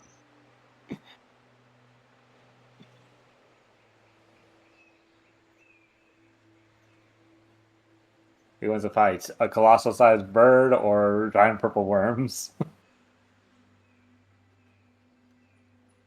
I feel like the bird would still win. It would take some damage, but probably not enough to matter. Well, I mean, if there's, let's say 3 or 4 worms, if it fails its con save twice, it'd be in a predicament. True. Because doesn't that purple worm poison hit for like an average of like 30 damage or some shit like that? Yeah, it's if I'm not mistaken, the strongest poison in the game. Yeah, it's pretty fucking rough. Yeah, I think it's like technically like the strongest poison in D&D, isn't it? Yeah. Yeah. Like you just said. Yeah.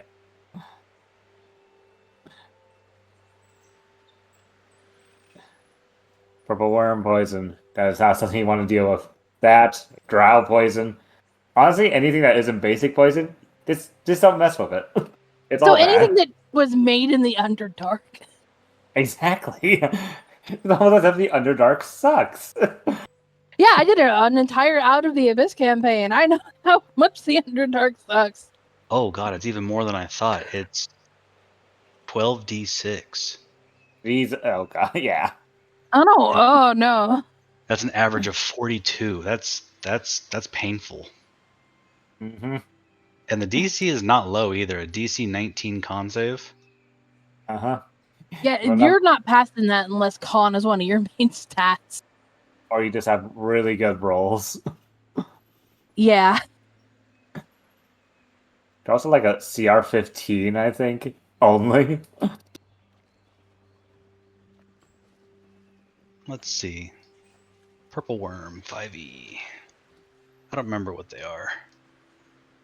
I think they're CR 15. I know they're in the double digit CRs, I know that much. Yep. Yeah, they're Challenge rating pretty 15. strong. Good call. Ha, I knew it. My obsession with D&D pays off yet again. They are gargantuan as well. Uh-huh. Oh yeah, it is a literal kaiju fight. That's crazy. Armor class 18, 247 hit points for the base stat. Multi attack. Ugh. All right, now I need to actually look at something because now I just had a thought. That's not even 5e tools. Why did I open that up? I think the only thing the bird has on them is the fact that it has a fly speed. Well, if I remember correctly, this is supposed to be like a rock, right?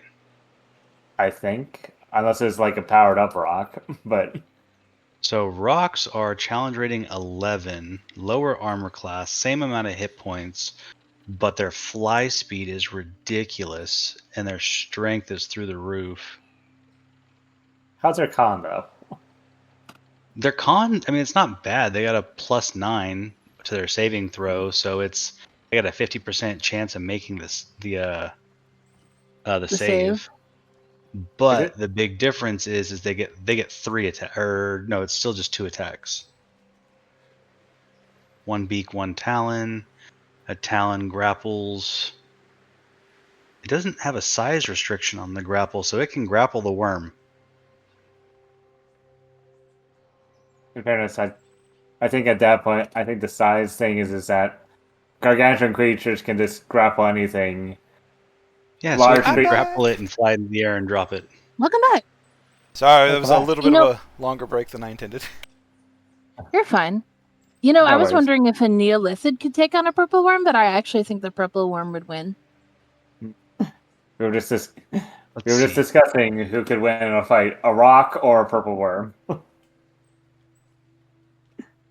So Depends on what the objective of the Neolithids. fight is. They're CR 13. 13. Yeah. They have more HP, but less AC. True. They also have blind sight, which is nice. So do the worms. Yeah, they're both purple worms, honestly. True. Neolithids just are like what happens when you don't pay attention to your tadpoles. Yeah, so these things can cast levitate, confusion, feeble mind, and telekinesis. Oof. They have Feeble mind. acid breath that does a fair bit of damage. A deck save instead of a con save. Hmm. I feel I don't like know. rocks are That'd be very a rough dexterous. one.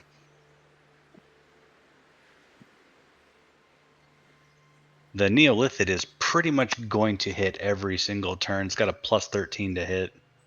Oh, true. Hmm. Ooh, it Does it does have a size bludgeoning speed? damage and psychic damage. That's rough. Oh, damn. Oh, actually, maybe it would actually beat the purple worm. Speaking of I purple can see. worms, how about we return to the game? Yes. Didn't know where I was going with that Roth, you one. back? No worries, I think DM. we're waiting on DM, I Ross. hear you. No worries, DM. I hear you loud and clear. We'll go out hunting for purple worms. Hell nah. Need some levels on you before you do that. I was gonna say at least Right. like 7 or 8. Look. Are they still the same? We don't have to challenge fight the level? purple. CR 15. Oof. Yeah. All right, That's Rock is so only CR 11. is everybody back? Okay, I see. Okay, I see you're back. Goop. Okay. So where we left off was Bradley Coop running in to talk with Nain and Zypho. Are you good enough to talk, or are you still under the weather? I'm still under the weather, but yeah, I'll make a go of it. Okay. Yo. So like you promised us our snail dudes. Where's my family, man?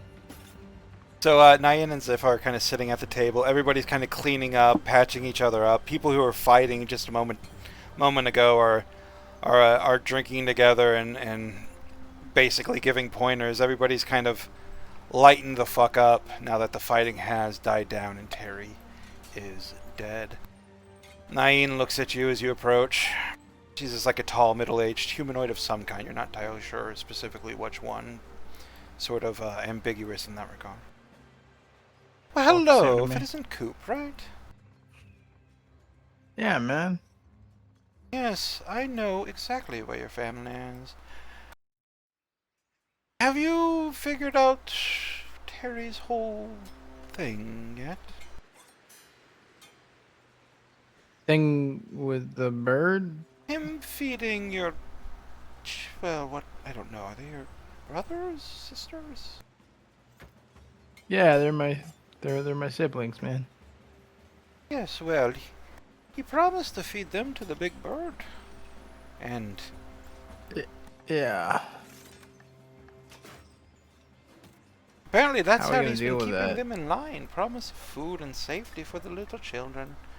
But now that you're in town, I presume he's expecting the same from you.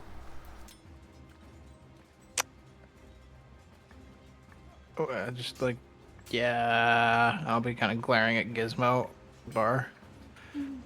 Yeah. Well, we have a boat. How y'all feel about getting the fuck out of here? I would love to get the fuck out of here. As a matter of fact, that's what started our little fight, was that boat of yours coming into the dock. I'm glad you picked Oh, our side, shit. but honestly, I didn't think anyone would choose fucking Terry. Nobody liked Oh, Terry. fuck Terry.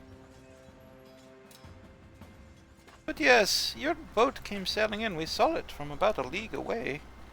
And you know what the first thing Terry does? He goes and he talks to the bird, and he asks the bird to store your boat.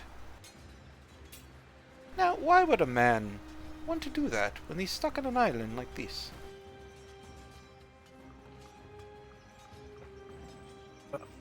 Power? I don't know.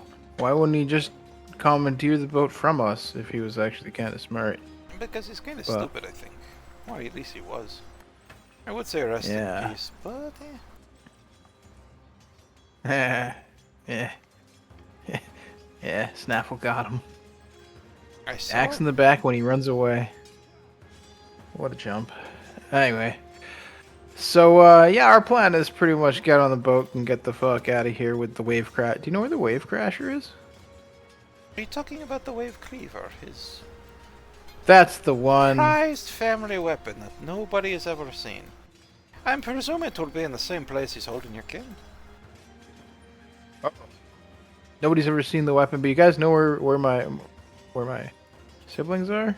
Terry was a little stupid. He held on to power because for some reason the board liked him most, but before he was in charge, it was me.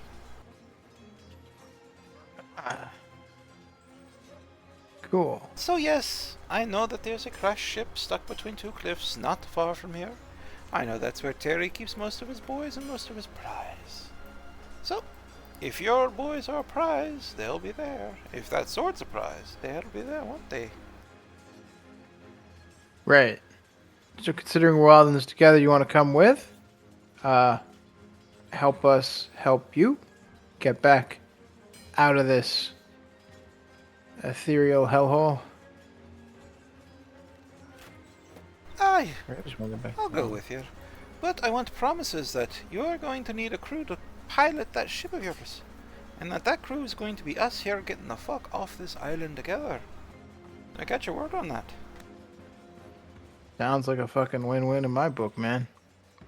Ah, excellent then. Does she got a name? Homeward bound. Well, the ship Apt, right? has got a name and a purpose, 2 in 1. Aha.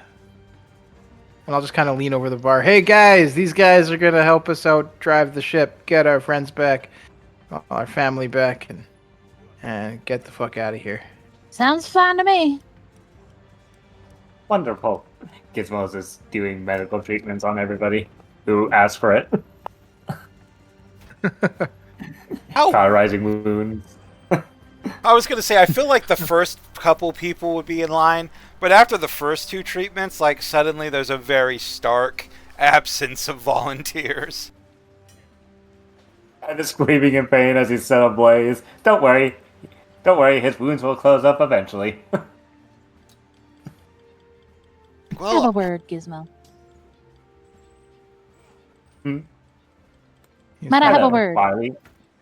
Sure. I get There's that something you're.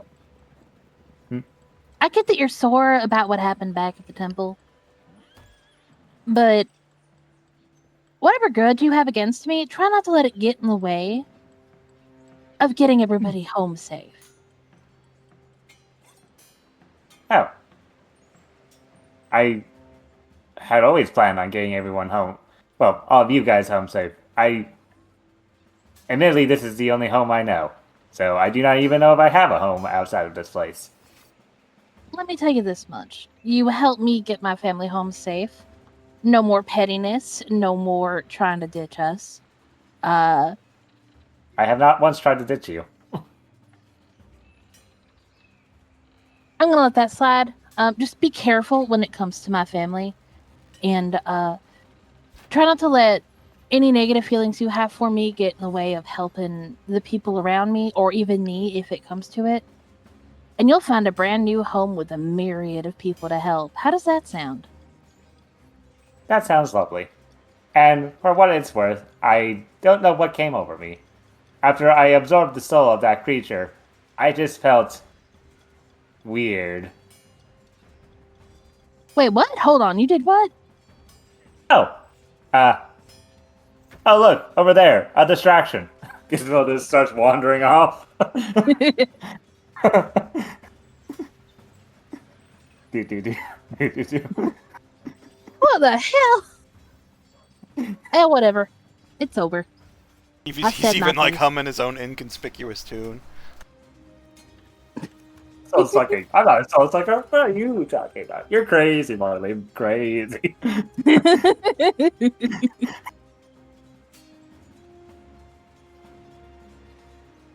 Wow. So I'm Listen. glad I wasn't part of that conversation. What? When did he suck souls? That's what Marley went, what?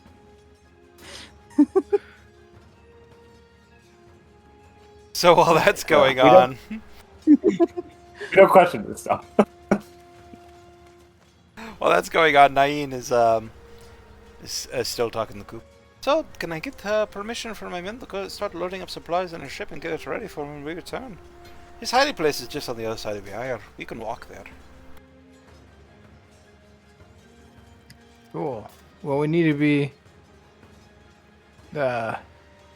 discreet with the big bird watching us to just load up. Yeah, Or I don't nah, think does the it not bird give a knows. shit? I don't think the bird knows enough about sea travel to understand what we're doing.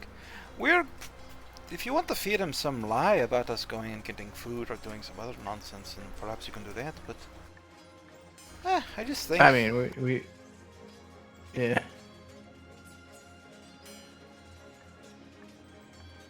I mean, it's up to you. It's your boat. I'm just along for the ride, no? So, which one Sure. of you's the captain? Just Snaffle.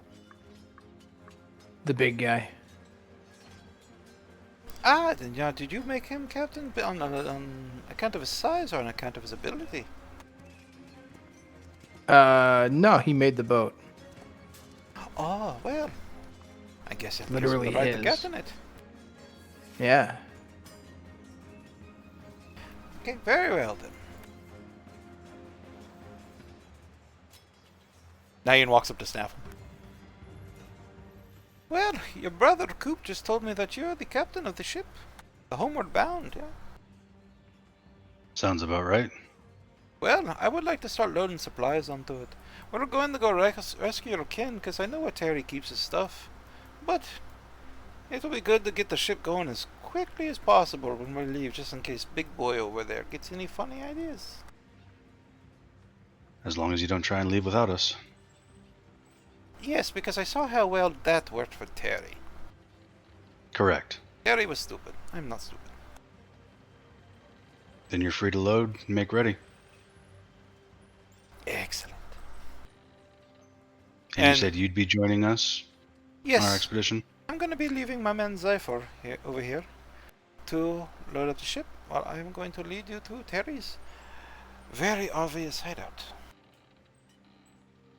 He got it because it was fortified, not because it was well hidden.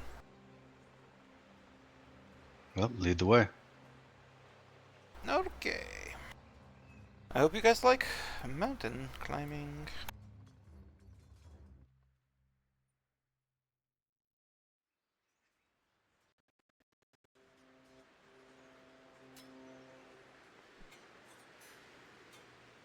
Oh wow, hold on. I Wait, gotta... we gotta climb a mountain? Oh, okay. Wow. No, it's just a lot of cliffs, you see. Now that Terry's dead, do you think we can just like... Oh, man. Do you think we can just be like, bro, Terry's dead, you don't gotta guard the shit no more?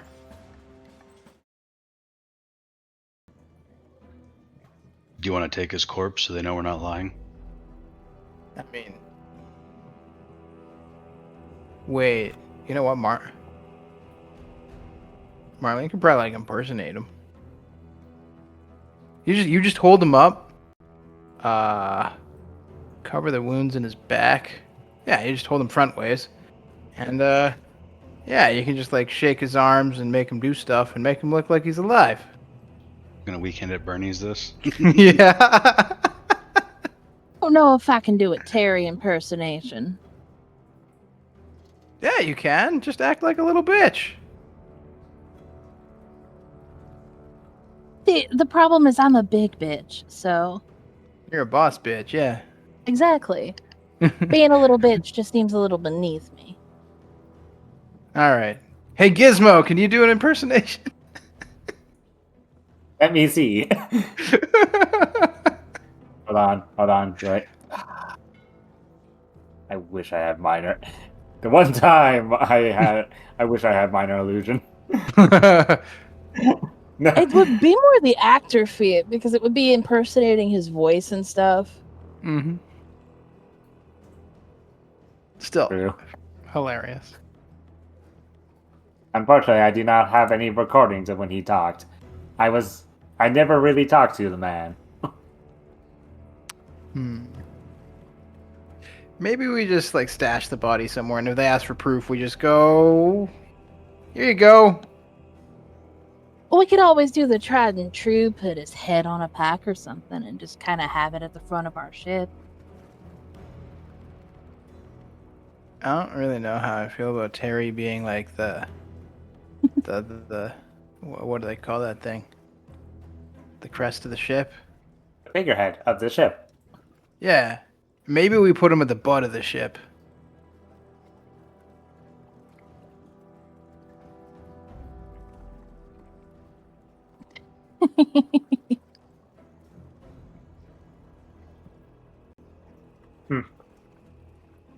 Anyway,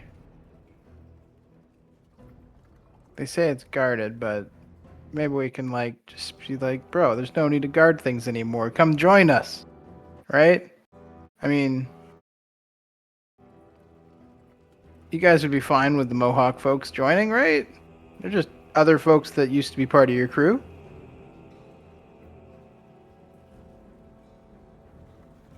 Made one bad call.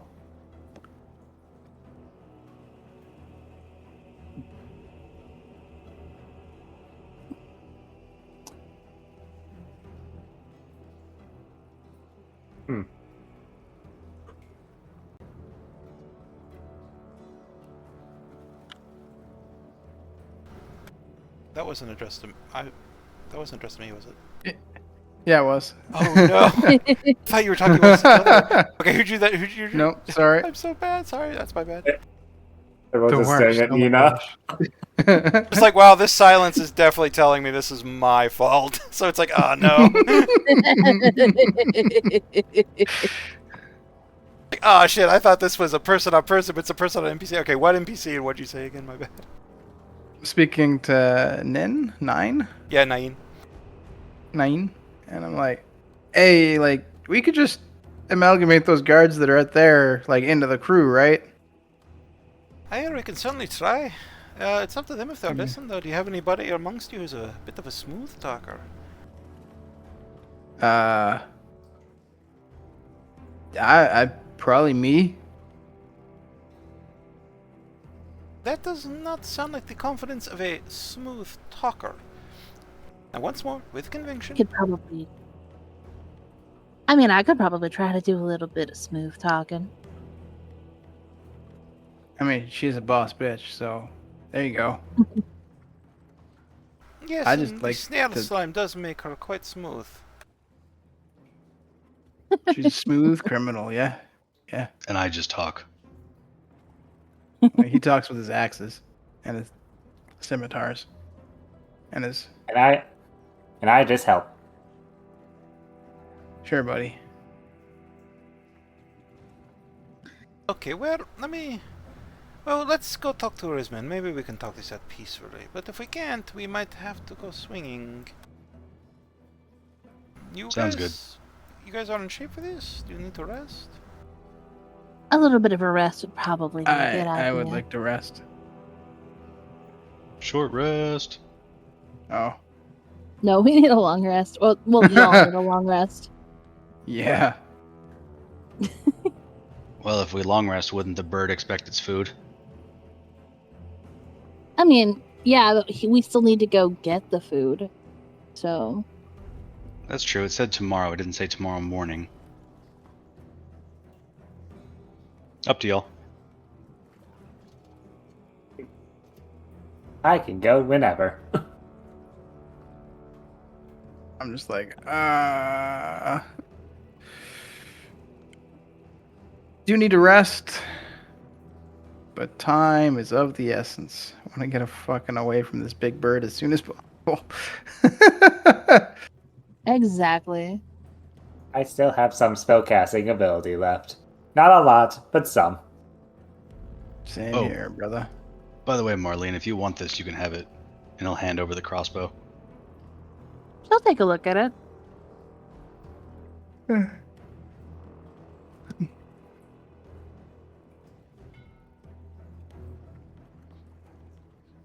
You know what? She'll take it. I could always use an alternative when I run out of arrows.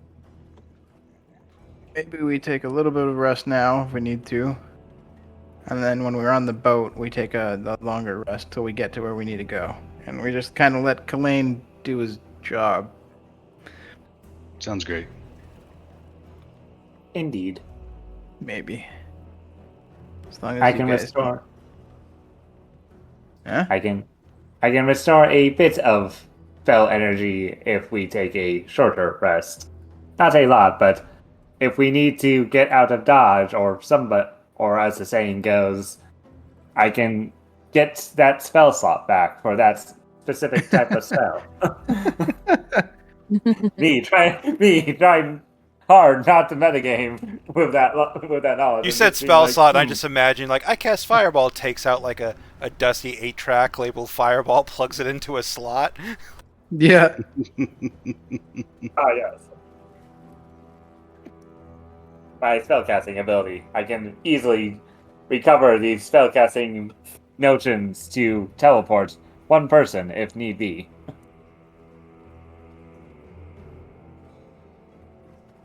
Oh. Yeah, I mean, maybe. What do you guys think?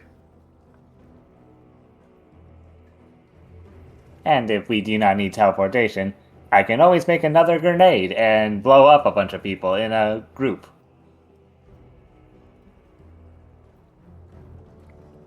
Okay. Nice.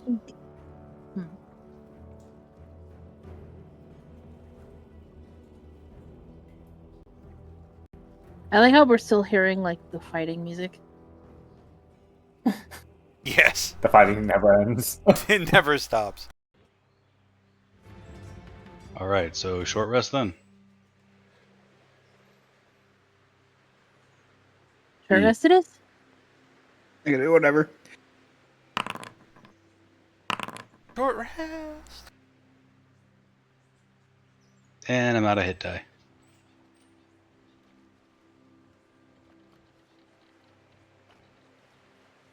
But you do have your... I would give you my You have some very damaging channel divinities back, at least. Yes, I have my channel divinities back. I have one 2nd level spell slot back. Yay. The only thing I lost was arrows. Well, here's the bolts to go with that crossbow, by the way. Heck yeah. Can you send those to me, or do I need to add them in? They're in Chitter Chatter. Everything that I took All right, let me see. should be 100 bolts. And whatever this ring of keys goes to. I think the ring of keys is just kind of where we're gonna have to.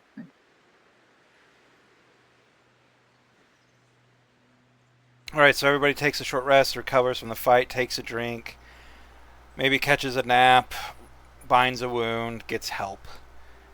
Whatever you do, you get ready for the trek into Tektite Island.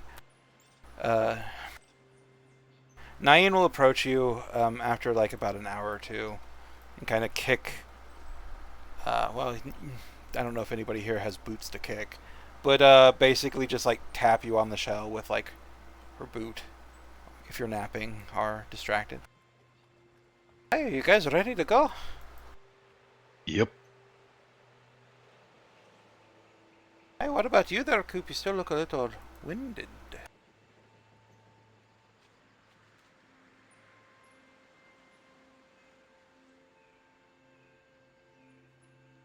Oh, Coop's muted. Say what? I think I was zoning out. Oh, he's just like, Nyan was just like, are you good to go? Are you still a little winded? I'm still. I mean, Fall really kicked the shit out of me. Hi, well, stay in the back then. Maybe they won't look at you too much, yeah? Yeah. Alright, I'll lead the way. And with that, she will lead you to Terry's not-so-secret hideout. Because there's really only so much island, not a lot of places you can hide a big fucking ship. So, you begin making your way through Tektite Island, just rocky, black sand, razor-sharp rock. Eventually you get into the middle of the island, which is a very dense jungle that's just hot and humid. All the water is coming from these little portals to the elemental plane of water that are just spewing up fountains and waterfalls seemingly out of nowhere. But that and there's also little portals to various elemental planes kind of scattered all around these islands. and it's just between that and the heat is just making it miserable. So after about 4 or 5 hours of hiking, up and around the center of the island, then kind of back down, you find yourself overlooking a path that leads to a broken cliff face, where a ship some time ago had crashed into this shattered cliff face. It's like a cliff face that's like cleaved in two, essentially, and got jammed in there. The ship crashed into that gap and jammed in there. And everywhere you can see fires, people walking around, and guards leading down to this ship. Activate the scene. It is a little bit of a ways down. They do have it scouted, so they will spot you unless you try to move silently down the path towards the ship. But they've basically taken where the ship has crashed and made a little bit of a small home away from home out of it. They haven't spotted you yet. But you're not actually here. You're some ways away. You're actually overlooking this. Okay. So I think the big thing is approaching and not having them automatically open fire. Agreed. Would they do that? You never know. Well, we are snails. You're snails, and they have not heard from Terry for some time. A whole few hours. I don't think they'll suspect anything, but perhaps they will. Shall we approach openly, or do you wish to sneak there? Against Right. my better judgment. Are good? Yeah, we're trying to convince them to join us, eh? Mm-hmm. Load all the shit up and get the heck out. So it's probably a good idea to at least approach somewhat openly.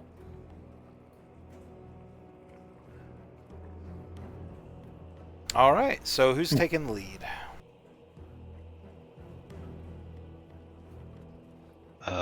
I would assume probably either Nyan or myself. We talking lead? Physically lead, yes. Physical lead. Walking lead. I'll Oh, be behind the two. I'll be behind whoever's in the lead because so Snaffle. bodyguard. I think Yeah. we'll have the snail wall up front, yeah. Yeah. Snail wall. This. And No, Marine. the wall. Yeah. We all hide And behind mine. this wall. 9 and then us 2 in the back. So Sounds as about right. as you guys are walking down, if you're not trying to hide yourselves, like they will spot you pretty much immediately. And like they have a full-on fucking like ballista here, which they kind of swing over. Hey, who goes there? We don't know. Wait. Yeah, we do know you. Get out of here. You're not supposed to be here.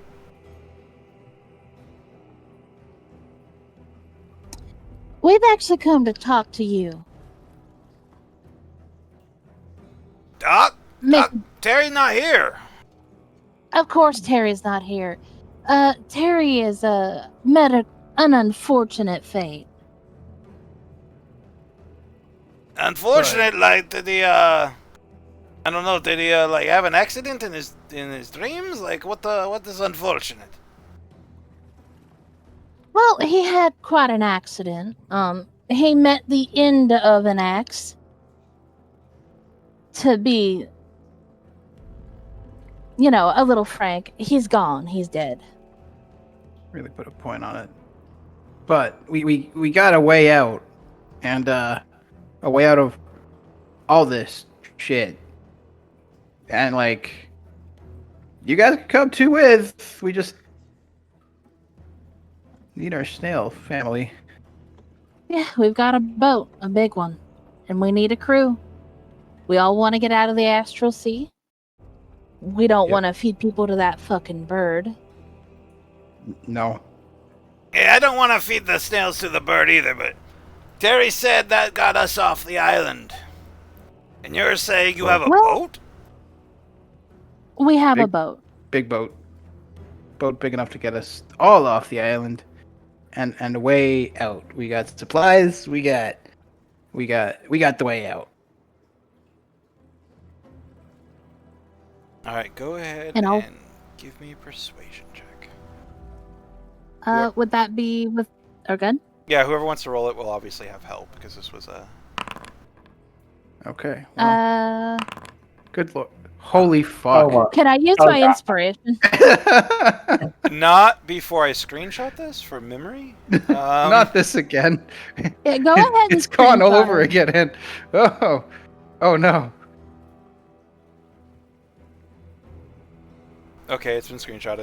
I'm getting some trauma right So now. do you still All right, have? so I'm Do you still have inspiration? yeah.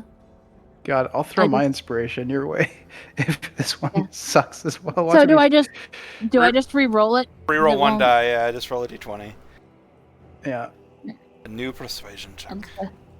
This is your Pathfinder dice haunting us, isn't it? Oh, there we go. Let's go. Let's Okay. go. Okay, you need to also take a screenshot of fucking that too. Yeah, okay. Please, This is please. what I'm actually taking a screenshot of because this is some in the industry we call this some baby back bullshit is what we call this. Oh, I'm Yeah, gonna it'll be a double bad one idea. into inspiration nat 20 because fuck you DM, you don't get to have any bullshit. That's great. Oh, the dice are just wild tonight. Holy shit. Holy Christ. Yep. That is some nonsense.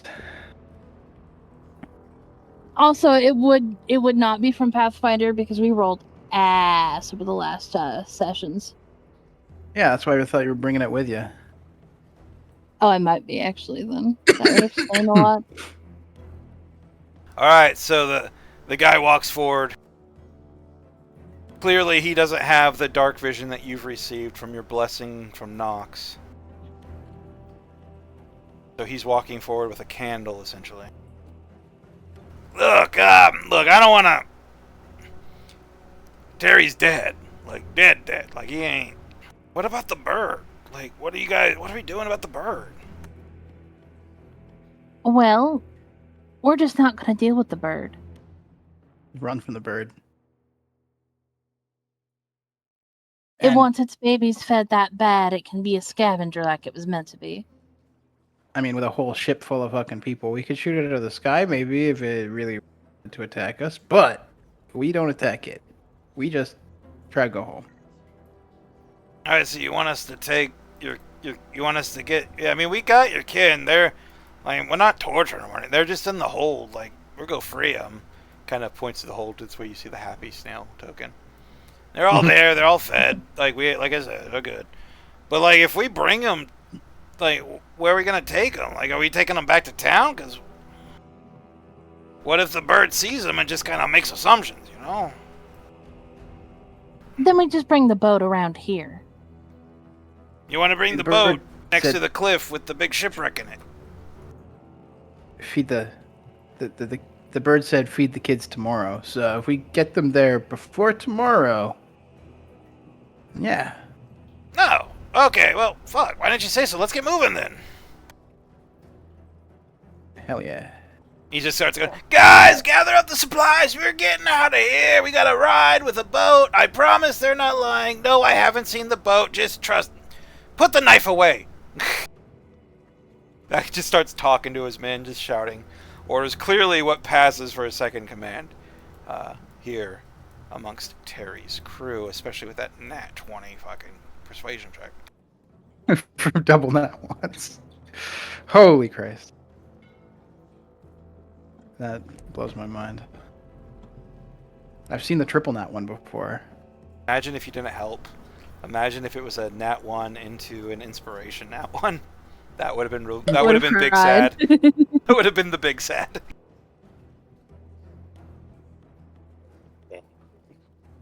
All right, so yeah, like they go out. They start letting your kin out. There's about like 12 of them here. Oh hi! Oh my God, Coop, Marlene, we haven't seen you guys forever. Oh my God, they're just so happy they don't know what to do. Like one of them just comes up and like looks up at Gizmo. I don't know who you are, and just But and then just hugs Gizmo. There. All is fine now. Also, Terry lied to the bird anyway. The bird wanted 18. I count in total here only 15. We're 16, 17, and 18. No, Nah, it's wait. 12. The DMs, yeah. 3. I only count Oh. 12 of the prisoners and 3 of you, so. Oh yeah, 3 of us escaped some time ago. They said they weren't going to just sit here and be waited to be eaten. So they kind of crept out in the night and they took some weapons, and I think they're out on their own right now.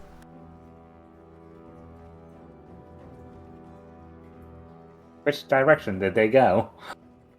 Oh, I Oh, don't know. shit. I didn't follow them. I stayed in the hole. I was too scared. All right, so which of the 3 was it?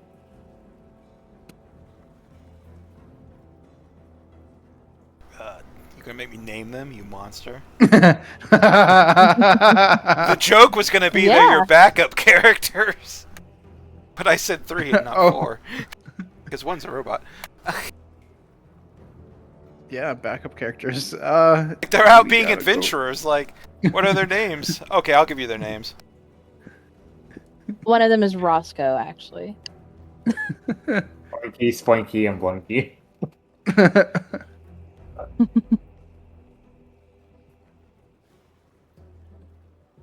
Poco Roscoe and Limarne? Lamarne? I reshuffled Marlene. I reshuffled Yeah. Coop. And then Roscoe was an actual name, so Snaffle didn't get reshuffled. I have no idea what I was going to do for Snaffle. Snapple. Be like Flans. Hold on. Instead of Snaffle, it's just Arizona. Dale named Arizona. Yeah.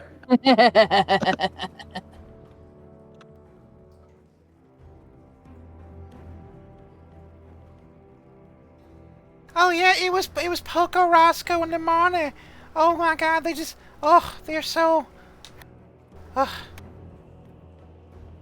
they're just so cool. They escaped kind of like you did. You guys are cool too. I'm not saying they're cooler than you, because you know we're all kind of cool in our own way, being family and all. And also, he just kind of starts mambling, like he clearly is like so overjoyed to be like rescued and see his kin again that he's just kind of mumbling to him, not really talking to anyone in particular, just talking to talk. Let's yeah. I'm just gonna let him have his little ramble. It's good to see you again, man.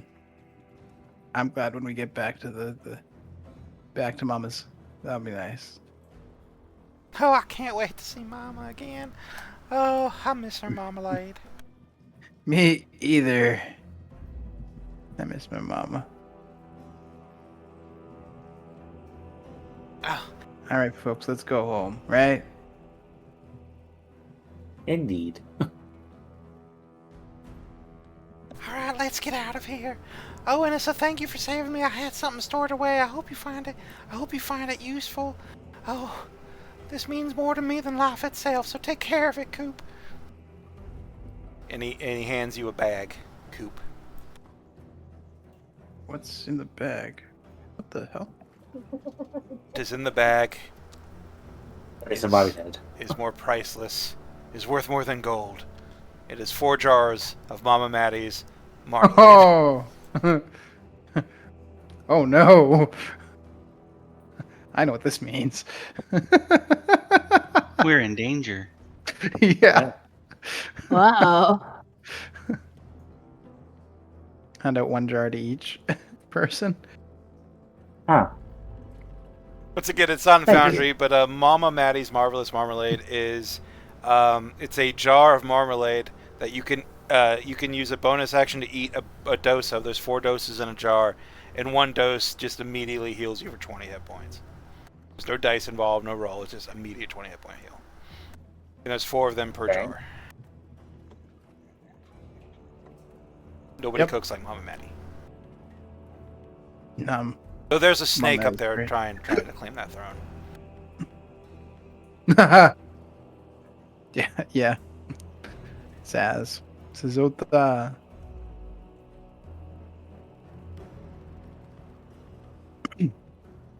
Okay. Wait, do you guys also have like fuck, what's it called again?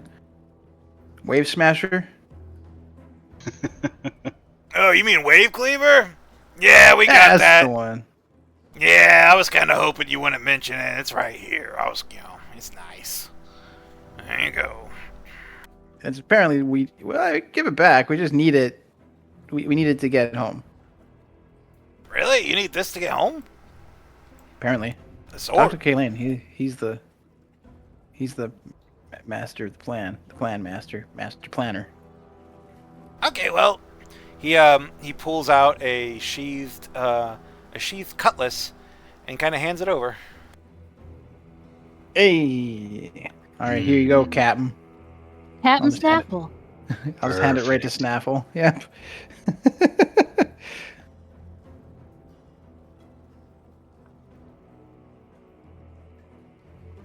Captain Snaffle wielding wave cleaver. All right, Captain Snaffle has Wave Cleaver in hand.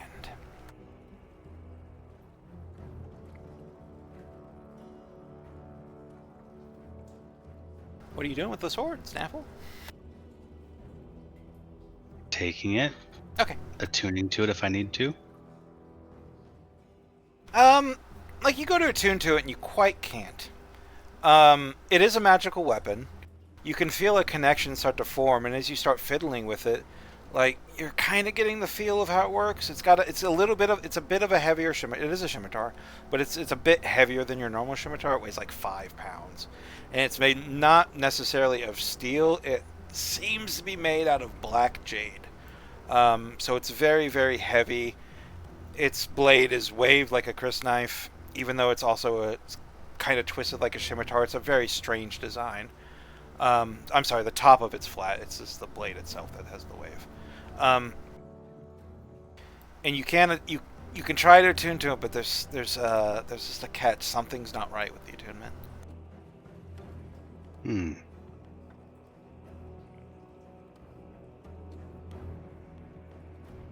I'll have to work with that for a little bit.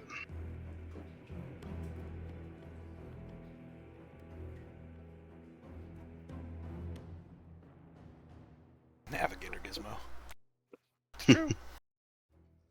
I mean, Let's get all the supplies and get everybody to the boat. Okay, now we're getting to the boat. I'm going to make the boat a skill challenge, like an offhand skill challenge. Because we've got to get supplies to the boat, which even though you're not doing that directly, we're still going to make that part of the skill challenge. And we've got to get you moving all the snails to the boat and doing all this kind of under the bird's nose, right? And I feel like that would be a good skill challenge. So...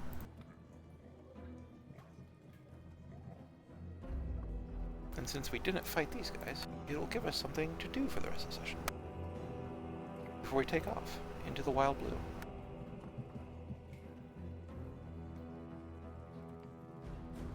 We are all level 5, correct?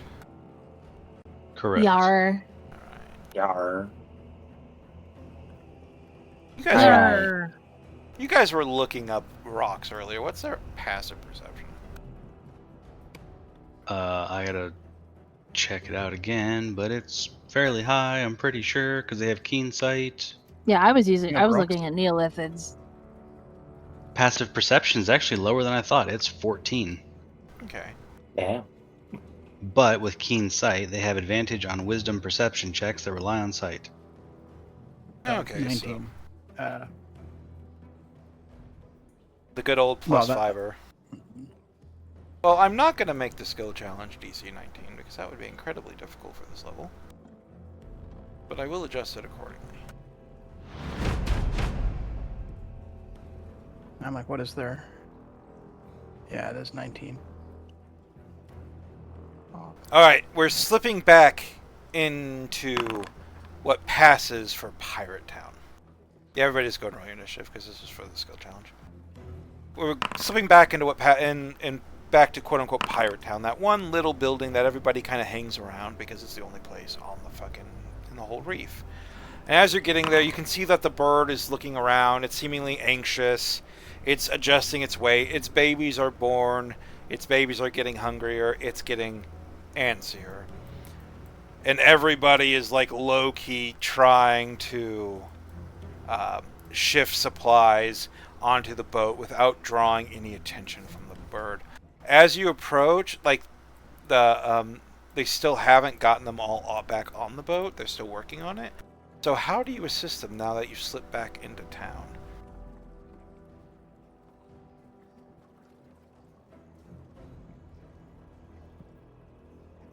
How are we doing? That What? Stoic.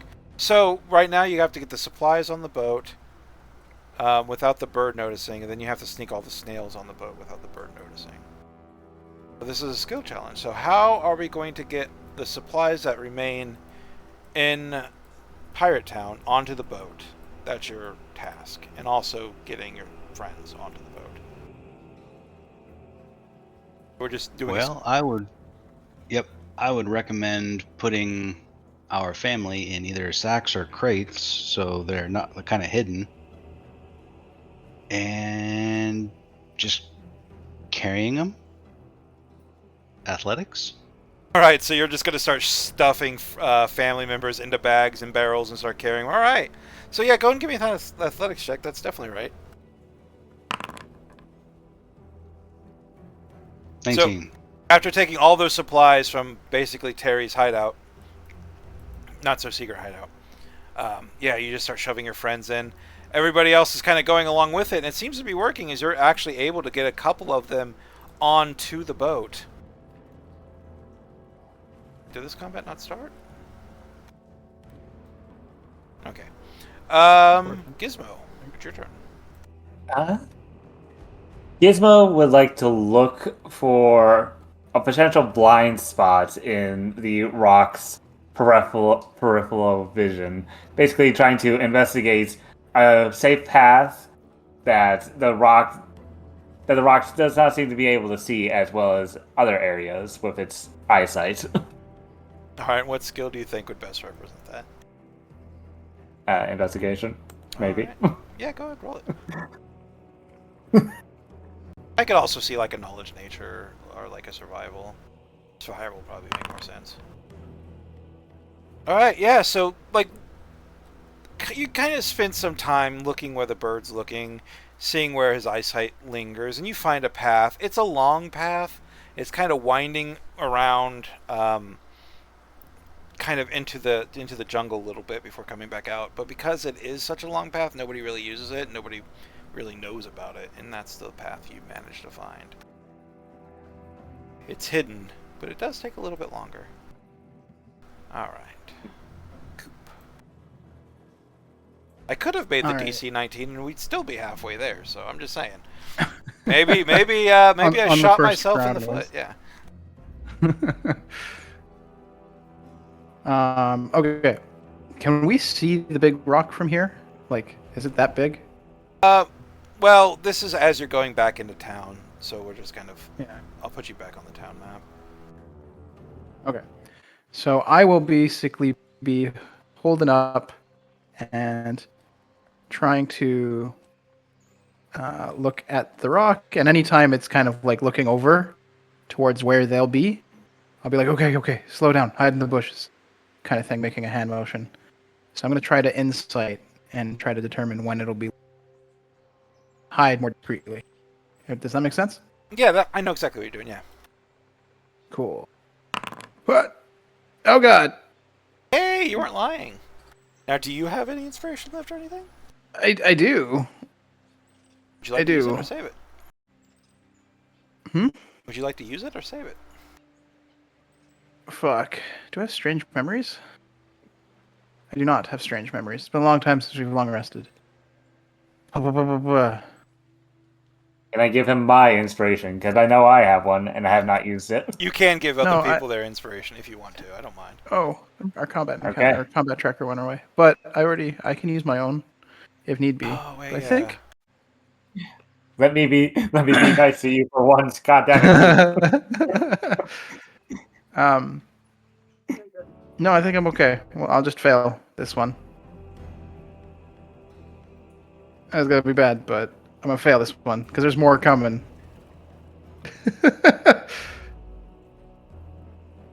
Using Gizmo's help, how dare. Because I still have one, so whoever is next. But we lost our initiative tracker. Well, it's Marlene anyways, right? I'm just gonna post it in Yeah. Discord because it was on the other page. There we go, that makes sense. Yeah. Okay. All right, Marlene. Alrighty. Well, I think I want to use sleight of hand. Maybe try to help load everything quickly and quietly. Yeah, maybe sleight of hand, especially like make it look like you're doing something else. Maybe. Yeah, exactly. Oh, I'm not loading the ship. I'm cleaning it. Yeah, so don't mind me. 25. All right, Coop, it paid off. So It was a yeah, risky maneuver, but yeah. it was risky, but hey, sometimes.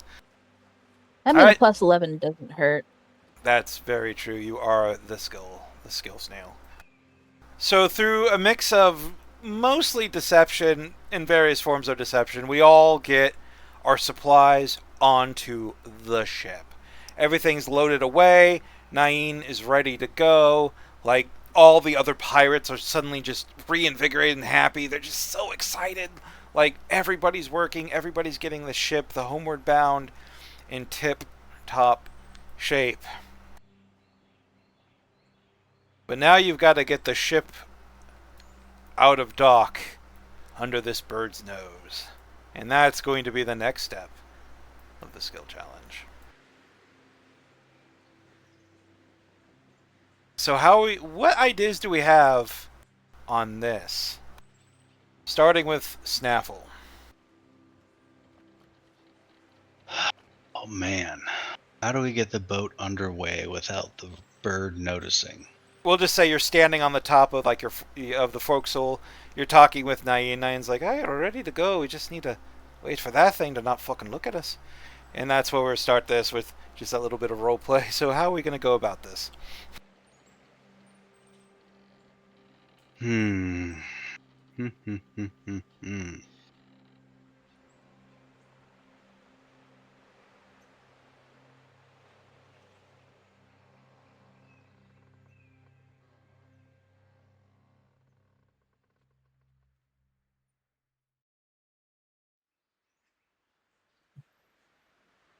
That's a tough one. That's actually a really tough one. I know sometimes you just got to roll skills you're not the greatest at. Oh, I'm not even worried about that. I'm just trying to make this make sense. I know, it's weird. I'm going to attempt to use animal handling and think of a way to distract the bird, maybe by imitating a sound or maybe recalling information about it that would help me distract it. Let's roll the dice and we'll figure this out as we go along. Yeah, I don't know. Well, you failed 17. by 1. I lowered the DC by 1, guys. Sorry, not by much. Like 19's too high. Then like I lowered it by 1. You're like 18. That's fine. Well, the knock stuff was all 17, and you blew through that shit. Oh, I thought that stuff was 18. No, wait, it was 18. You're right. It was 18, and you just still blew through that shit. We did not. Marlene almost died. I lost memory. Blew right through it. No. Okay, honestly, this probably should be 17, to be honest. But still. I was like, Marlene was almost a potato. So you're level 5. So, okay, you know what? I'm just going to say, 17 makes more sense. I'll say 17. I'll adjust it on the fly for you. And for mostly your logic. Alright. Snaffle. You've, until very recently, had a terrifying fear of birds. I almost said borbs. And because of this... Well, that is a borb. And because of this, perhaps you've studied your enemy? Like, how to avoid it? What it's attracted to? How best not to look like food around vicious birds? Now, we all know that we're all picturing, like, little baby Snaffle and, like, being terrified of pigeons. But now we're in a real-world example where this shit's useful. So you're just trying to remember bird predators, and it's a lot of lizards and a lot of things. And I guess you just start making animal sounds and calls, and eventually one sticks, and the rock like immediately swings its attention over towards you, and then away, like it's looking for something.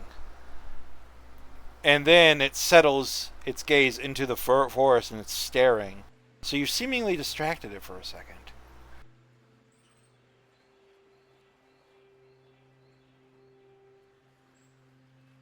And let's see, who is next? Gizmo. It's Gizmo. Me. All right, Gizmo. Okay. The bird To is kind of distracted. play on that, to help out more with the distraction and potentially even maybe frighten the rock a little bit. Gizmo is going to cast a spell message. So, And real quick, what? because I just want to say, you can usually cast spells freely in skill challenges for narrative effects. It's only when you're doing like damage or other stuff that I'm going to actually charge you spell slots for stuff. Now, this is like a cantrip, right? well, yeah, as I can't. Yeah, I was just saying. So I was just saying we've never actually encountered spellcast because I let Silverblade and them do it all the time. So you can always cast spells for like narrative effects, and I won't charge you spell slots okay, for it. okay. Gizmo will send a message in Primordial saying to the bird, "Run, run! The dragon of the forest, it comes for you." All right. And what skill do you Can I think use this my is going to be? Because it sounds very deceptive. Well, now I understand that, but since I cast a spell, can I use Arcana? No. I'm actually going to say no on this one. Because of the nature of the angle you're using, it's more of a social roll than a magic roll. Well, I don't say no a lot in skill challenges, but this one's a bit of a stretch. You can't use Arcana just because you use a spell. I'm going to use my inspiration to try and reroll that. Excellent. Even worse. Yoink. Ah, see, this is why the 18s almost killed everyone. Yeah. If I had Arcana, it would be a +10. Me.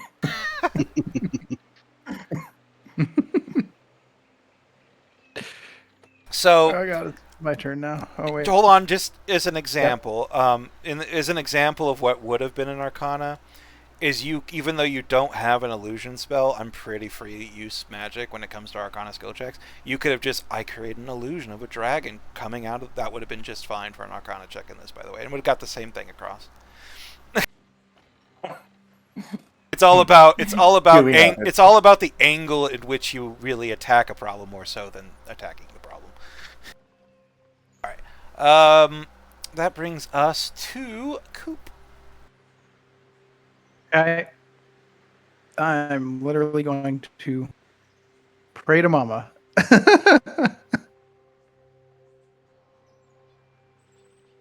If I can try to use religion, and I actually have spell. That is a prayer. It's a prayer.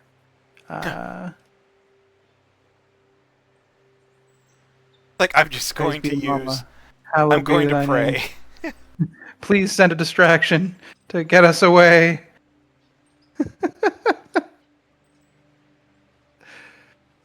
Okay, but if you succeed, can you use have to this. narrate the distraction. Okay, if I could use religion. Go for it. Oh boy, I will use my inspiration now. Oh boy! Oh, no. Oh golly. Okay. Mama's far away. Mama's far away. All right, so that's 2 and 2. We've officially entered a failure state, but we're still going to continue. A failure state for this round. That's Yeah. wrong thing. That's a character sheet. That brings us to Marlene. Marlene, you watch the distractions. They seem to work for a moment, but eventually, when the ship starts to move, just the sound, all the rigging, the wind hitting the sails, it's just not enough to prevent the Rock from noticing, and the Rock begins to turn his attention towards the boat. What are you doing in this last-ditch effort? I don't know if this thing has dark vision. But I think I want to snuff the light.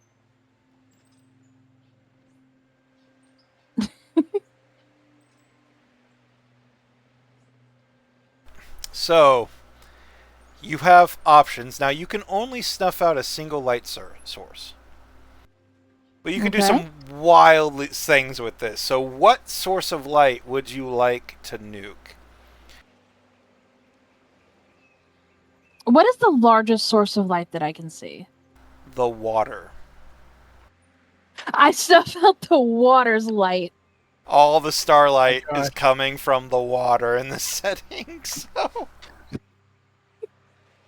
Or just going complete dark. How long does this snuff out work? Until she ends it, or a day, whichever comes first. Oh, okay. Ooh. That's light. It's a one-time. It's a once-per-day light switch. Okay, well, I wasn't expecting this, even though I gave you the item. But okay, yeah, that would probably work pretty well. That Arcana. I mean, you're using a magic item. It could be Arcana for sure. I'm decent at Arcana. Like, say, are you? It's like we're meta rivaling Gizmo's player now. Do you have anything to add on to your roll?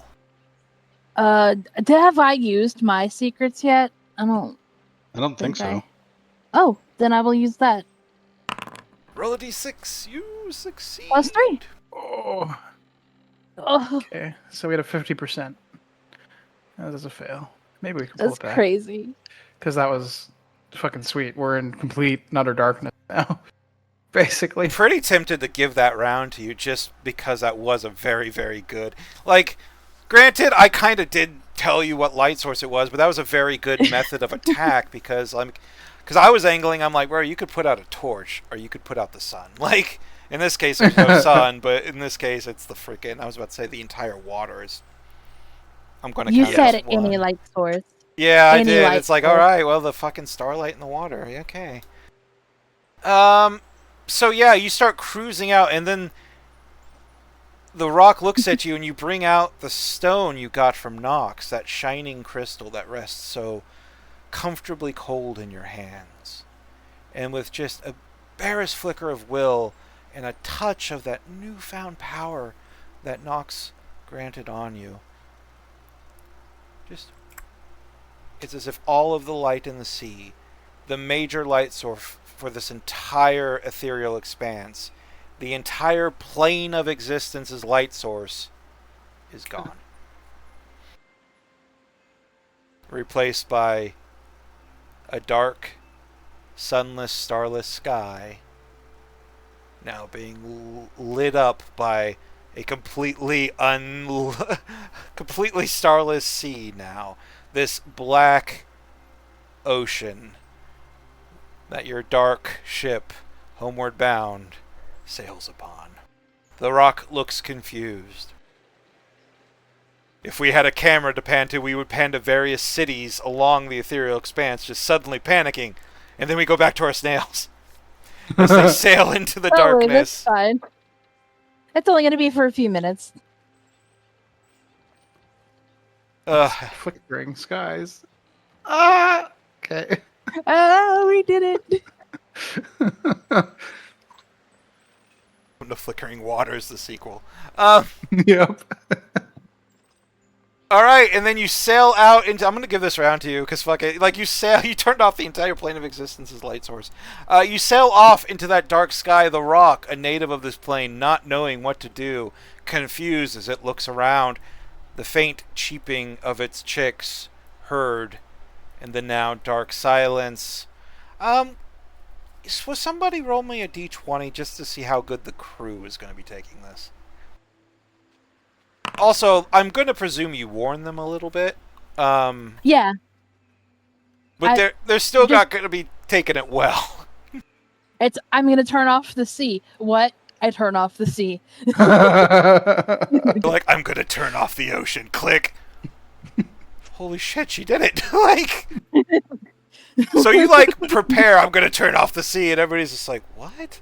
What the hell is she talking about? What the... Hey, what the hell? And then the light disappears, and you're like... There's just silence as everybody's looking around, like, people don't know what they're looking at, like, what is going on? Then there's one guy who's just like, ah! Then you hear a meaty thud as, like, one of his friends just knocks him the fuck out. Shh, the bird! Like, it's completely and utter, like, chaos and panic, but very quiet about it, because they know that they gotta get out from underneath that fucking bird. And this is the one thing most of them have been looking forward to their whole lives, is getting off this fucking island. And that brings us to the third round.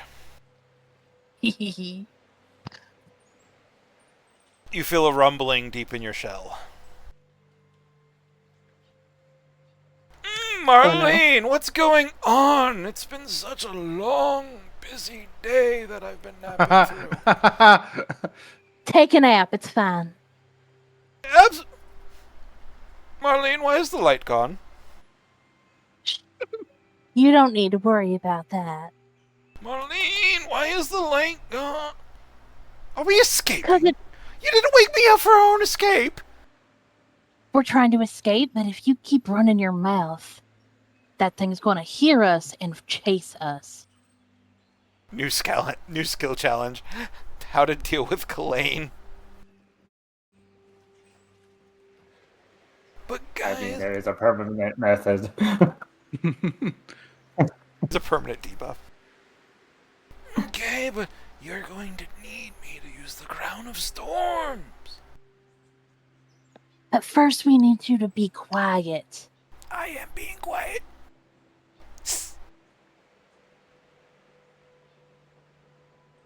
And with that, the ship continues to eke out into the night. Eventually, you hear the beating of wings, the circling of a heavy, heavy creature through the air. But there's no light, and they can't find you. And so you get away. For how long do you keep the light off? That's up to you, but know that a rock...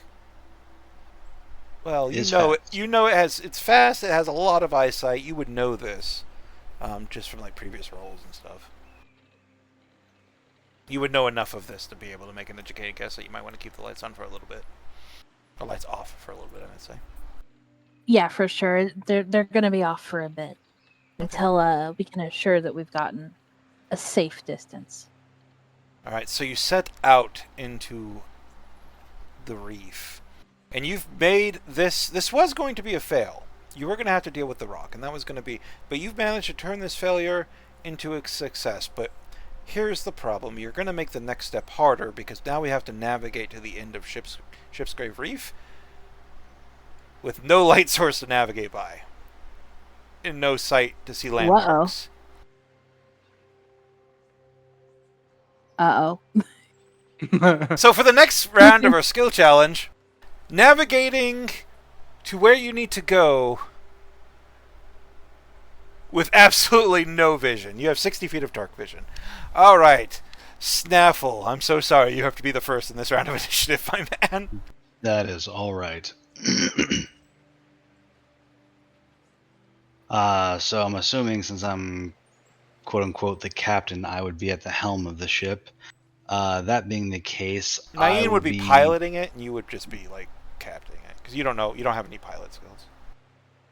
Fair enough.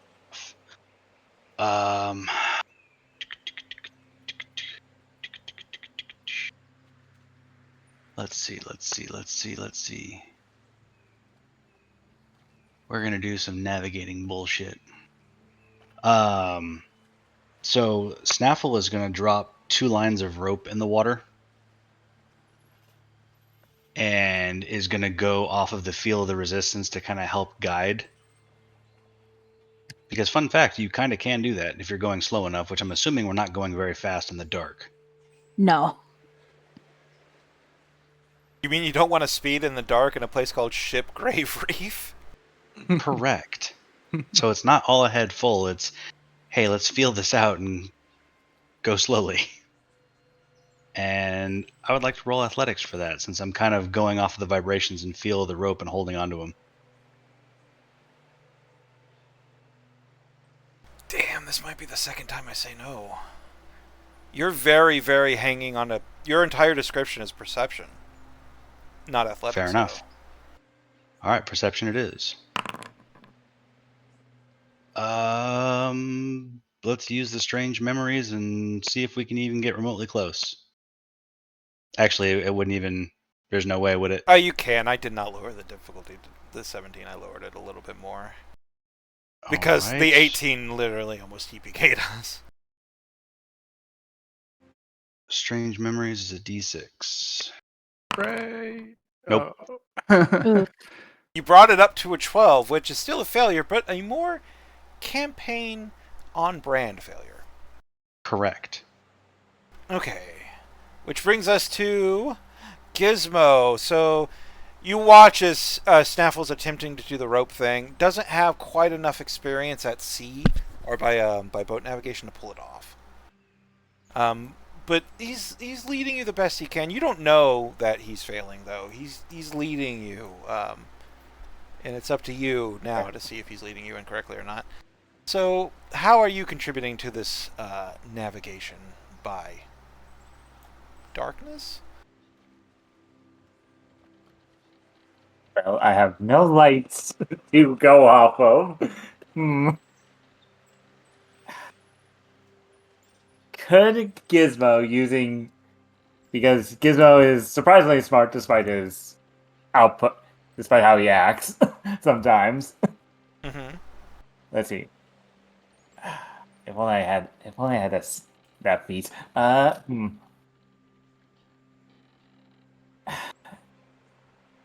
Gizmo using whatever memory he has from the various times he has navigated around this area.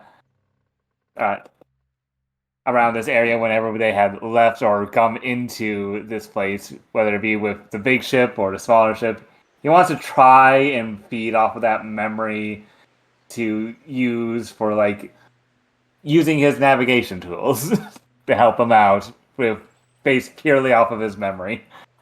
Alright, so we're navigating by memory. Does Gizmo know this place well enough? Let's find out. Presume you want a navigator's tools check? And I was going to say navigators or history, depending on what you think this fits more, but they're both a +7, so... I was about to say, if they're the same, it's not going to matter. I don't think any other people are going to roll either of those, so... Okay, navigators tool... But that is a success. You're coming up through the memory, and your memory's good enough, robotic as it is perhaps, that you're able to recall, and you make corrections. You realize Snaffle's not doing quite as bad as he could have been. So your corrections, while they are potentially life-saving, they're not as dramatic as you might have thought they'd be, given the situation. A bit to the left, Captain. No, not your left, my left. Oh no. Gizmo's helping. Which brings us Legit. to Coop. We do have dark vision now, which is good. Dark You can see vision in the plus, dark. not all light sources were turned off. Like the torches in the inn, like your light spell would still work. Like, it's just the sea. Yeah. So I'm gonna reach down and channel some prayer. Try to basically, anytime we get close to hitting rocks, I will try to warding flare, and you'll see a little basically a little light, like flicker of light underneath the water, that kind of bounced the ship off the rocks. Does Does that make So sense? you're doing your damnedest to basically use your power of religion to ward the ship instead of you per se. Yep. Yeah, sure, why not? Yep. Okay. Come on. That Can I roll above a is- 10? Oh, I Yay! can. Okay. Oh, you did too. And yeah, every once in a while you just see a flash of comforting golden light that's like, it's almost like a hug in light form. Just flash into existence and protect you from a rock, a shoreline, something that just literally came out of nowhere. Because 60 feet of dark vision is not. I mean, it's also pitch black, so you're seeing mostly in Grays. well, not only that, but you're seeing in dim light. Yeah. It's still dim light Yeah. for you, so like it's still hard to see and hard to react to. But your warding is helping considerably. And Marlene, it's all on you this time. I mean, it kind of was last time. You just didn't know it, but now you know it. Yeah. Now there's pressure. Now I know it. Saved it, yeah. You were the Alright. unexpected hero last round, but now it's all on your shoulder. I'm just hyping you up. I don't know why. Hyping me up. You're giving me I was about to say, anxiety. I'm like, I said hyping you up. What I meant to see is I'm swinging that sword of Damocles closer and closer. Right. Like, Holy fuck. So we're trying to move through these waves quietly. yes. Maybe I can go around, use stealth to... Well, no, because stealth is more how I hide, isn't it? Not necessarily. But if I can maybe silently instruct people on how to dampen noise, hide sources of light that they need to see, keep out of sight, That could just work. instruct people on stealth, yeah. Ugh. 23. Yep. We're doing it, Peter. We're really doing it. Okay. We're a crew. We're a crew. We're a crew. All right. So yeah, like with your powers combined, and Marlene going around, just hey guys, quiet down. Hey, we need to put like you're going around and you're putting cloth between barrels, like you're making sure everything's put up correctly. It's hectic, but all of that helps you keep the noise down. And that also helps with the navigation a little bit, because the quieter things are, like you can hear the waves lap against the shore more, all these little cues that you would use while navigating. And eventually, all that light that was coming from the inn at Pirate Town has disappeared. Not even so much a pinprick on the horizon as you sail out into Shipgrave Reef. And you keep It'll be sailing. a bit. And you keep sailing Okay. into the dark. Longer and longer. It's kind of hard to tell time when you don't really have a light source or anything to tell time off of, so you're just sitting there in that darkness, shifting forward for a minute. How long would you let it go before you turn the lights back on? How long? Like, I'd say like an hour minimum, just to kind of give Get us some that distance. buffer. Yeah. But if anybody has any input on that.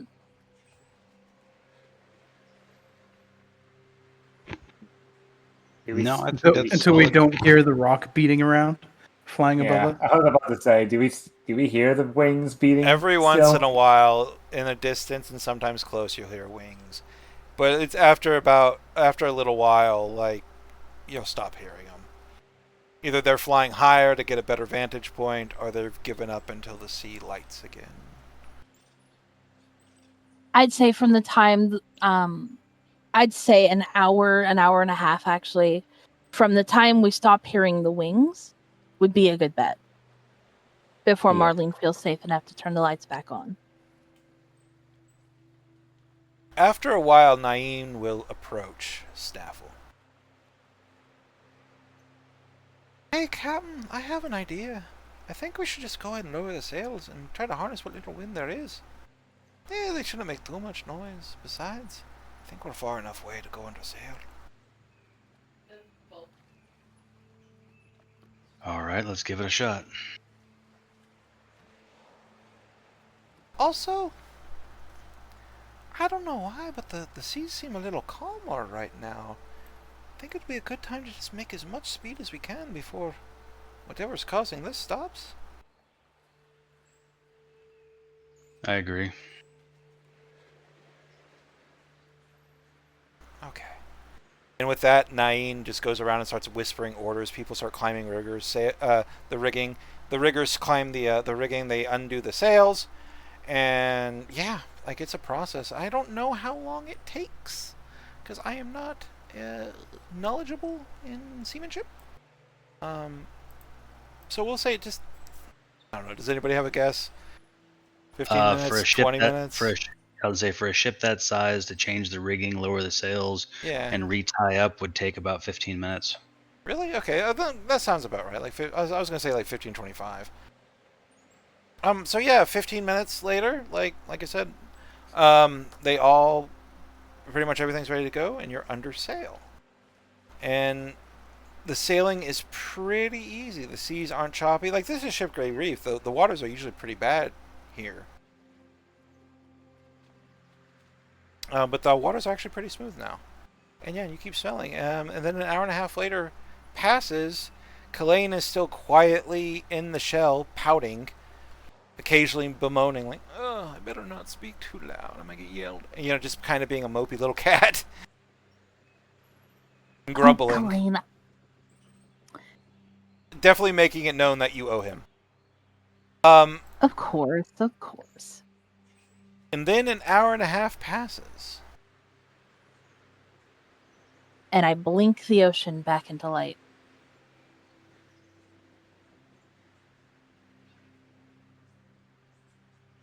That's what's supposed to happen. Oh, Sheet. You move that little bit of power through the stone. And the light doesn't seem to appear, at least not immediately, in the ethereal expanse. The silver sea, like the sea filled with silvery starlight. I mean, like we've all, like if you look at this map, this is literally what the ocean looks like. So all of this starlight, all of these nebulas, all of this light just doesn't immediately appear. And you keep sailing out of Shipgrave Reef. Farther and farther on the calm seas. Eventually Nain comes close. This is a bit unusual. The waters are never this calm. What is that thing? in a sense, it's like a light switch. I can stuff out a light source, but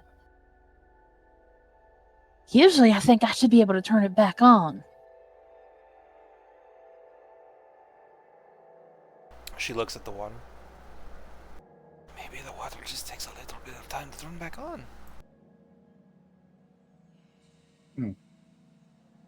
Or you Maybe- piss something off royally. Wouldn't be the first time. Maybe we're in the mouth of some giant creature that has eaten us. Like in that one fairy tale with the puppet. Oh, yes. My favorite story. Pinocchio. Oh, do you want to be a real boy, Gizmo? Am I not real? Cock's head. All right, do you want to be a flesh puppet instead of a meat or a metal puppet? No, your fleshy bodies are very easy to hurt. That's what the shell's for.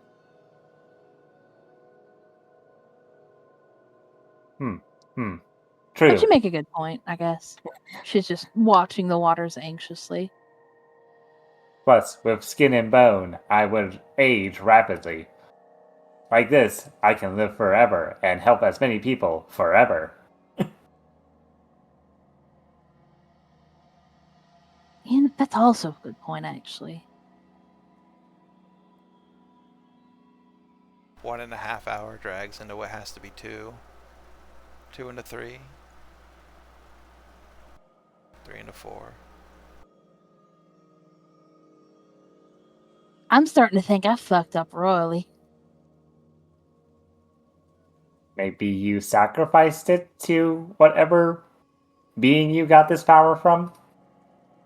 I took the entirety of the light from the astral expanse and sacrificed it to Nox. That Yes, is no. an assumption. Maybe. That's an interesting theory, maybe. Hey, that is an What happens if the light is alive? Like, what if you use it on a will of... Well, I mean, a will of the wisp is technically not alive, but if you turn off a light, like a will of the wisp, would it die? Well, re-die? That is an interesting question. Maybe it would be even more horrifying. An invisible will of the wisp. That would be terrifying. On second thought, perhaps, you know what, maybe we capture the will of the wisp and put it in a basket. Like, immediately starts, like, scientific processing this. Science. Yeah. Yeah, you catch the will o' the wisp and you put it in a jar. Like Firefly. You need to experiment with this power. What if... Like, what if the ocean was alive? Did you just kill it? That would be terrifying. The implications of killing an ocean with... Hmm. You know what? I'm gonna try offering a prayer to Nox, but more of a I need an answer kind of prayer. Like, what happens if I snuff out something as big as, say, the astral sea?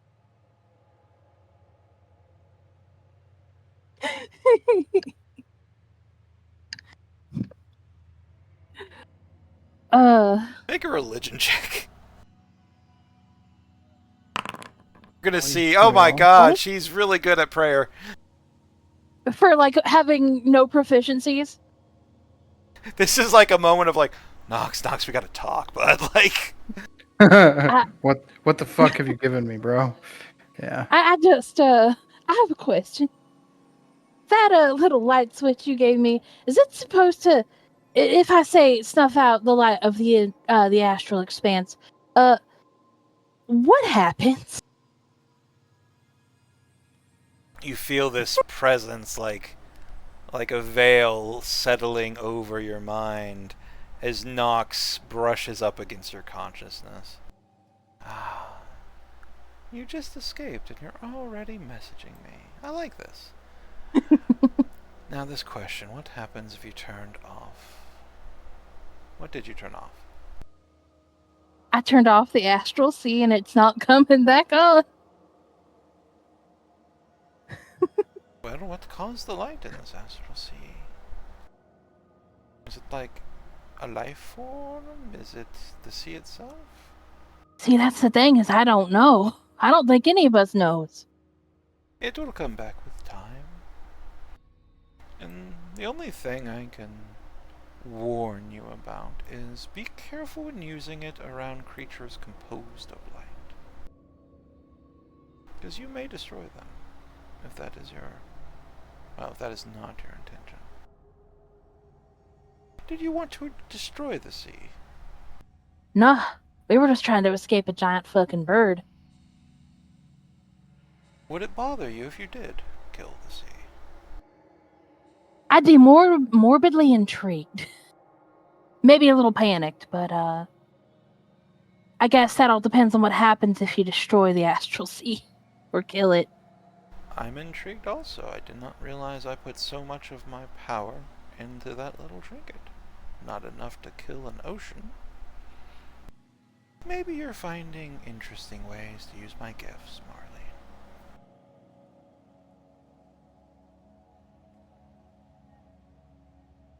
Maybe try turning it off again tomorrow. Assuming the light doesn't come back. I don't see why not. Can't hurt.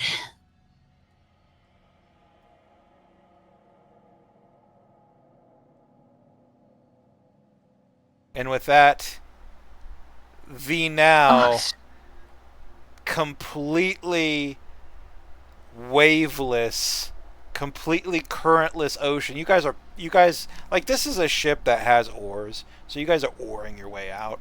But like the way the ethereal sphinx gets its wind is it gets its wind because there's just a lot of random portals to the elemental plane of air, and they kind of form wind currents. So until you're literally your entire crew is just rowing this massive ass ship with its sails down to the wind current. Well, the good news is we've escaped Shipgrave Reef. We've escaped it easily. Normally we wouldn't be able to get past any of it. But whatever you did, Marlene, you freed us. I thank you. So the interesting thing is, And then right then, Kalain comes up. Don't tell me we went through all of that to get my crown and it didn't mean a damn thing. all I had to do was turn off the sea. Have to kill the ocean. Well, see, we don't know if it's dead. If the light doesn't come back, I'm gonna try something else. I have an idea, but What's that idea? I'm gonna turn it off again. Have you tried turning it off and on again? Yep. Great. As a Have you ever machine, thought that I Microsoft- feel like I should. Go ahead. As a machine, I feel like I should inform you that does not always work. If you turn me off, I am pretty certain I will stay off. If you try doing it again, maybe it's just like a double tap kind of thing, you know? Just make sure it's extra dead. We're gonna Mozambique this You know. ocean. Are you Nox sure? did say it should What? come back, but if it doesn't, try it again. You talked to Nox? Yeah, I just offered a little bit of a question, and he answered. What? I mean, I'm on the same plane of existence as him, so to speak.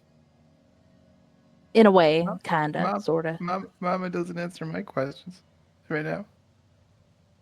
But Mama's not here right now. Oh no! Did I just give Coop a crisis of faith? Oh no! I'm There, sorry. there, Coop. There. He's crying. Listen, Coop, Just I'm love- pretty sure Mama will answer all your questions when we see her again. We will see her, right? Of course. I mean, we've already gotten out of the reef, and if the ocean Yeah. doesn't turn back on, I don't imagine it's anything but smooth sailing. We're sailing to fucking where? We know where we're going. No. Let me check. Crown of storms for what storms? I know where we're going. We are going to a portal that is going to take us airward. That is north. And from there, we will reach an island, a group of islands, where we will, well, hopefully resupply. I don't Then know. at least we have that. Okay.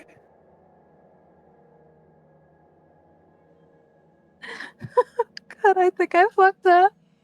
All right. Let's go. I fucked up. Oh shit, what have I done? That was No, I'm kid- success for the cost if I've ever seen it. Right. Oh no, For I real, killed that so was many a- people. You killed space. Ah, fuck.